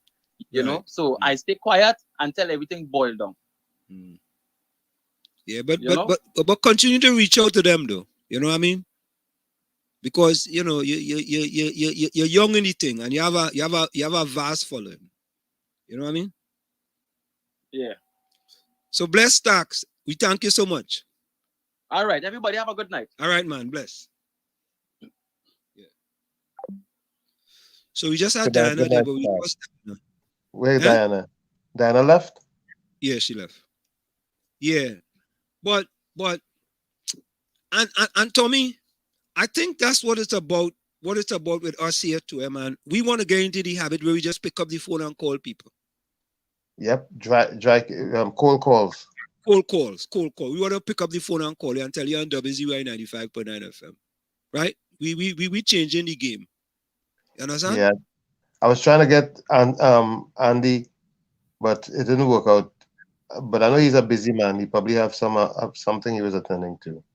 Yeah. We just want to pick up the phone and call people, and and just I mean, and look, Starks admitted that maybe he should have done it a little differently. You know what I mean? But Starks is a young guy. Starks is a real young guy, and I think I see who I see there. Oh, look, Gary just come in. Yeah, Gary, you come in late, but yeah, just trying to catch up with all the for a few minutes there, man. So I was listening a little bit to Stark there. It was very nice, nice of him to join us. Yeah. But Tommy was asking him to be nice, and the thing about it is, if he did not get on the way he get on, not just for the points on social media, but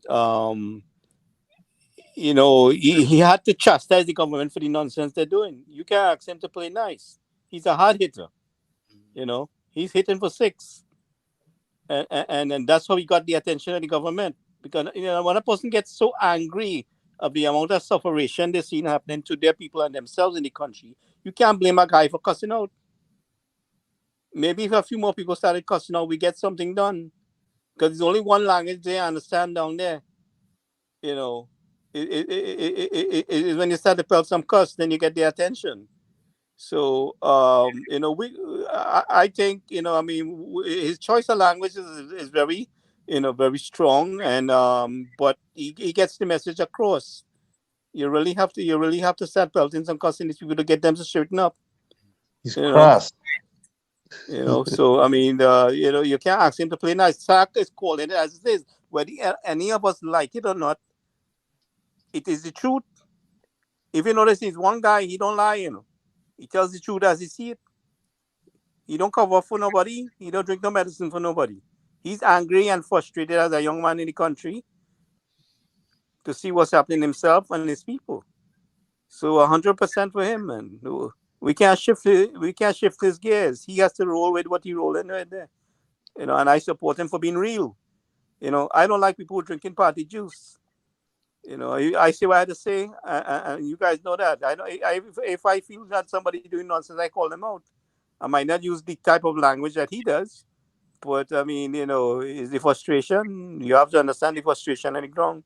We watching it, like he tell you. We watching from outside there, but he in the midst of it. Let me say good night to Rose. Rose, put closing comments in the chat. Hold on, Let me just let these people put closing comments in the chat. Rose, put closing comments in the chat.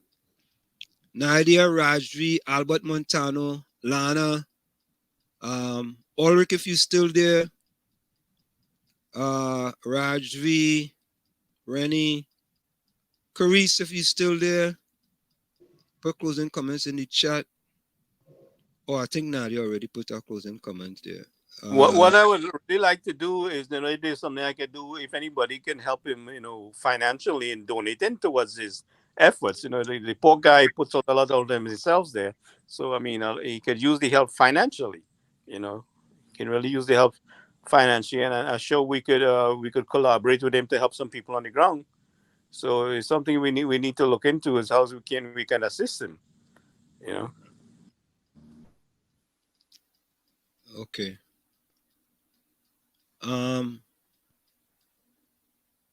So those are if you guys can put the closing comments in the chat. Rose, Carice, Lana, Rajvi, Albert Montano, Rennie, put closing comments in the chat. Yeah. So yeah, I mean, we want to thank Starks for picking up the phone. We want to thank Master Brave Boy as well for also picking up the phone and talking with us. It was good to hear her voice, man. Yeah. Hi, Diana. How are you? I'm good. I'm Uber heading to my hotel, VIP LA, if you please. How are you going? Hey, Diana, how you doing? I'm tired, Ansel. My flight was canceled today.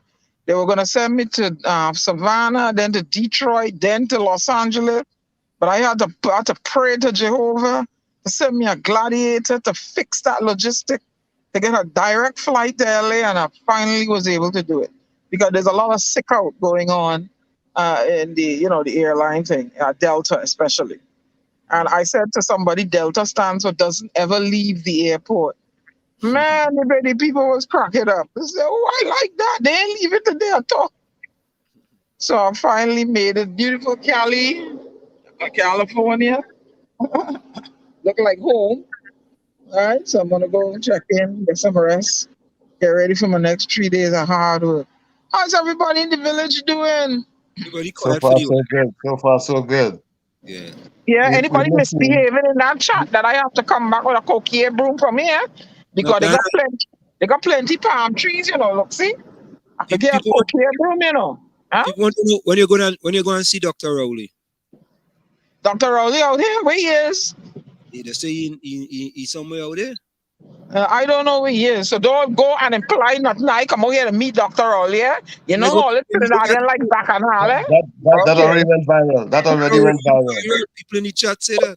You know all the Trinity like bacchanal, eh? The man is a married man, eh? I ain't going down that road, eh? Okay, good. No. Pass it on. We just said we went out there to the summit. You have a post summit. Yeah, but summits there's a whole lot of locations. I don't know where you. But if I bounce him up, I will sure have a conversation with him. When he's in the hotel waiting for you. He be the hotel waiting for me. Yeah. He does not know which hotel I'm staying at, so he can't be there waiting for me. He have CIA and people with him. Yeah. Oh, like you like bacchanal, and you like bacchanal. See, that's why them PNMites is good for your tail. You ain't learn yet. All you learn yet, Lana, Rose, Rajvi. Put closing comments in the chat. Yes. Ulrich, you show Ulrich video with all the food that he cooked up the other day. He ain't giving none, Rennie Mohammed are still waiting on my fig. Where my fig, boy? Where my fig? Who else is here now? What's up with Nadia? Stormy in the camp. So he all right. He well taken care of. All right. Lana, Gary Mahabia.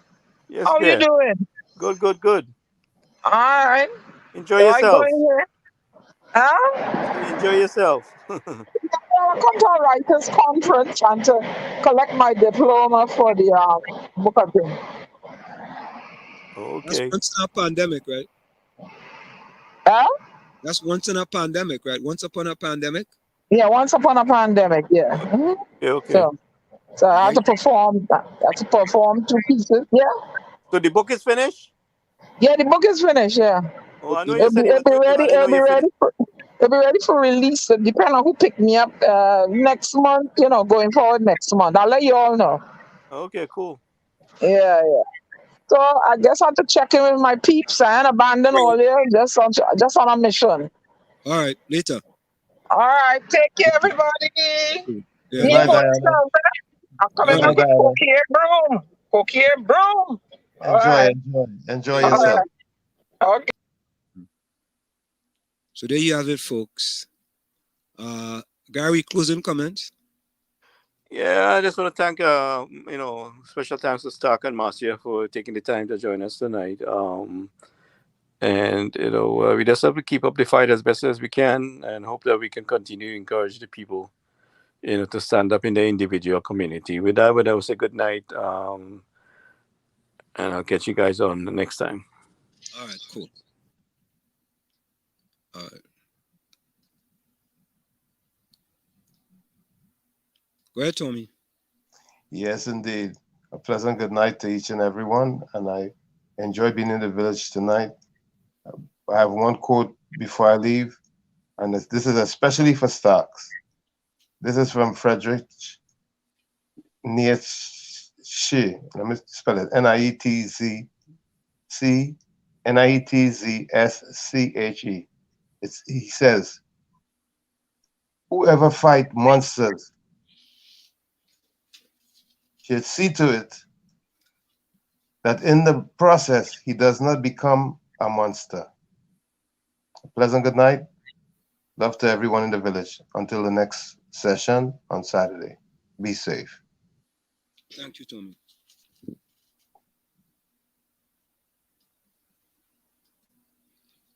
So my closing quote is, when it's uncomfortable, when it's unpopular, even when it's dangerous to speak the truth, it's the precise time that the truth shall be spoken.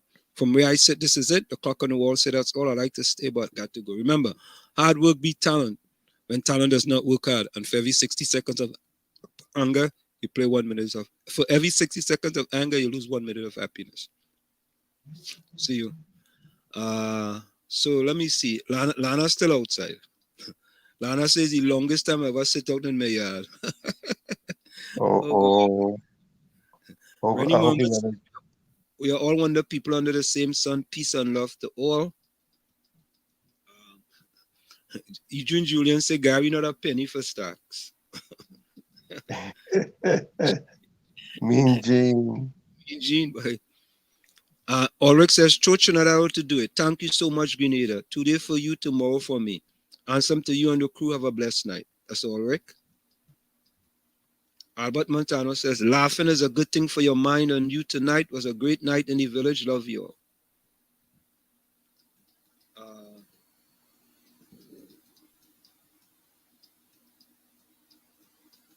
Lana said, bless, good night. Stay safe, stay blessed till we meet again Saturday, God will, and remember, God is the boss. Ulrich said, thank you, Grenada. Lana says, like a fungus tree, fall on digital and TST, internet is the worst. Let me see how far back I can go. Rose says, and Slim, Gary, Tommy, everyone, sorry for joining in so late. So late. But as usual, you all light up my life. Good night and be safe, everyone. Thank you. I'm trying to go back here to see if I get any more. Albert says, good night, all in the village. Yeah. Nadia says, blessed good night, everyone. It's a pleasure being in the village with you guys. I'm really enjoying tonight's show. Till Saturday show, stay safe. Thank you. Okay, and we're going to go out tonight with plain clothes, laughing. So, folks, see you on Saturday. We're gonna go to this one here. Let me find it. Albert, remind me to send you that thing, eh? Here we go. Okay, see you guys.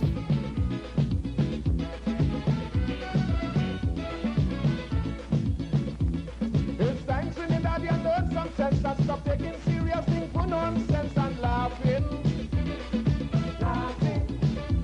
Anything that takes place in this country, whether it affects the country or we laughing. What's Saranga throwing the same race, hospital and still this in second place and we laughing. We my people coming from heaven knows they walk in the street with the thing exposed and we laughing. Everybody laughing, everybody glad, everybody kicks in the fun, we in Trinidad. Always reshuffling cabinet and up to now they can't do nothing yet and we laughing. We buy a boat and it never floating, then we know it used to carry boat and we laughing. Raise the salary with a big back pay and we trenching for workers every day and we laughing. When election come and you wouldn't vote or you say in this we go cut it throat and we laughing. Everybody laughing, everybody glad, everybody kicks in our fun, we in Trinidad.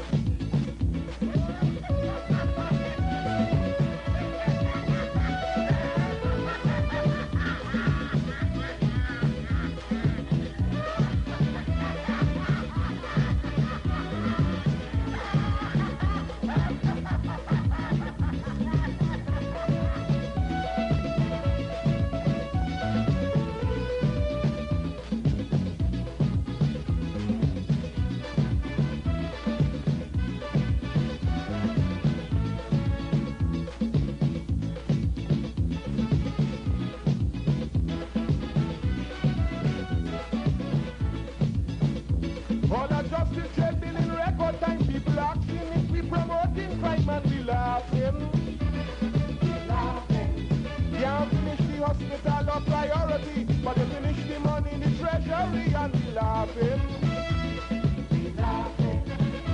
It's got losing up $1 million a day. It's jam on the main road and the highway and we laughing. They went from Alex and the Guyanese let no holler ran off the hook with it and we laughing. Everybody laughing, everybody glad. Everybody keeps saying up on we in Trinidad. Some Barbadians say Adam shouldn't dead, that 13 p.m. should have dead instead and we laughing. We see Tobago and say Tobago, where he gets his schooling from them don't know and we laughing. Sideline the commissioner police since that happened look crime on the increase and we laughing. The minister say crime on the decline and in 3 months they more than 29 and we laughing. Everybody laughing, everybody glad, everybody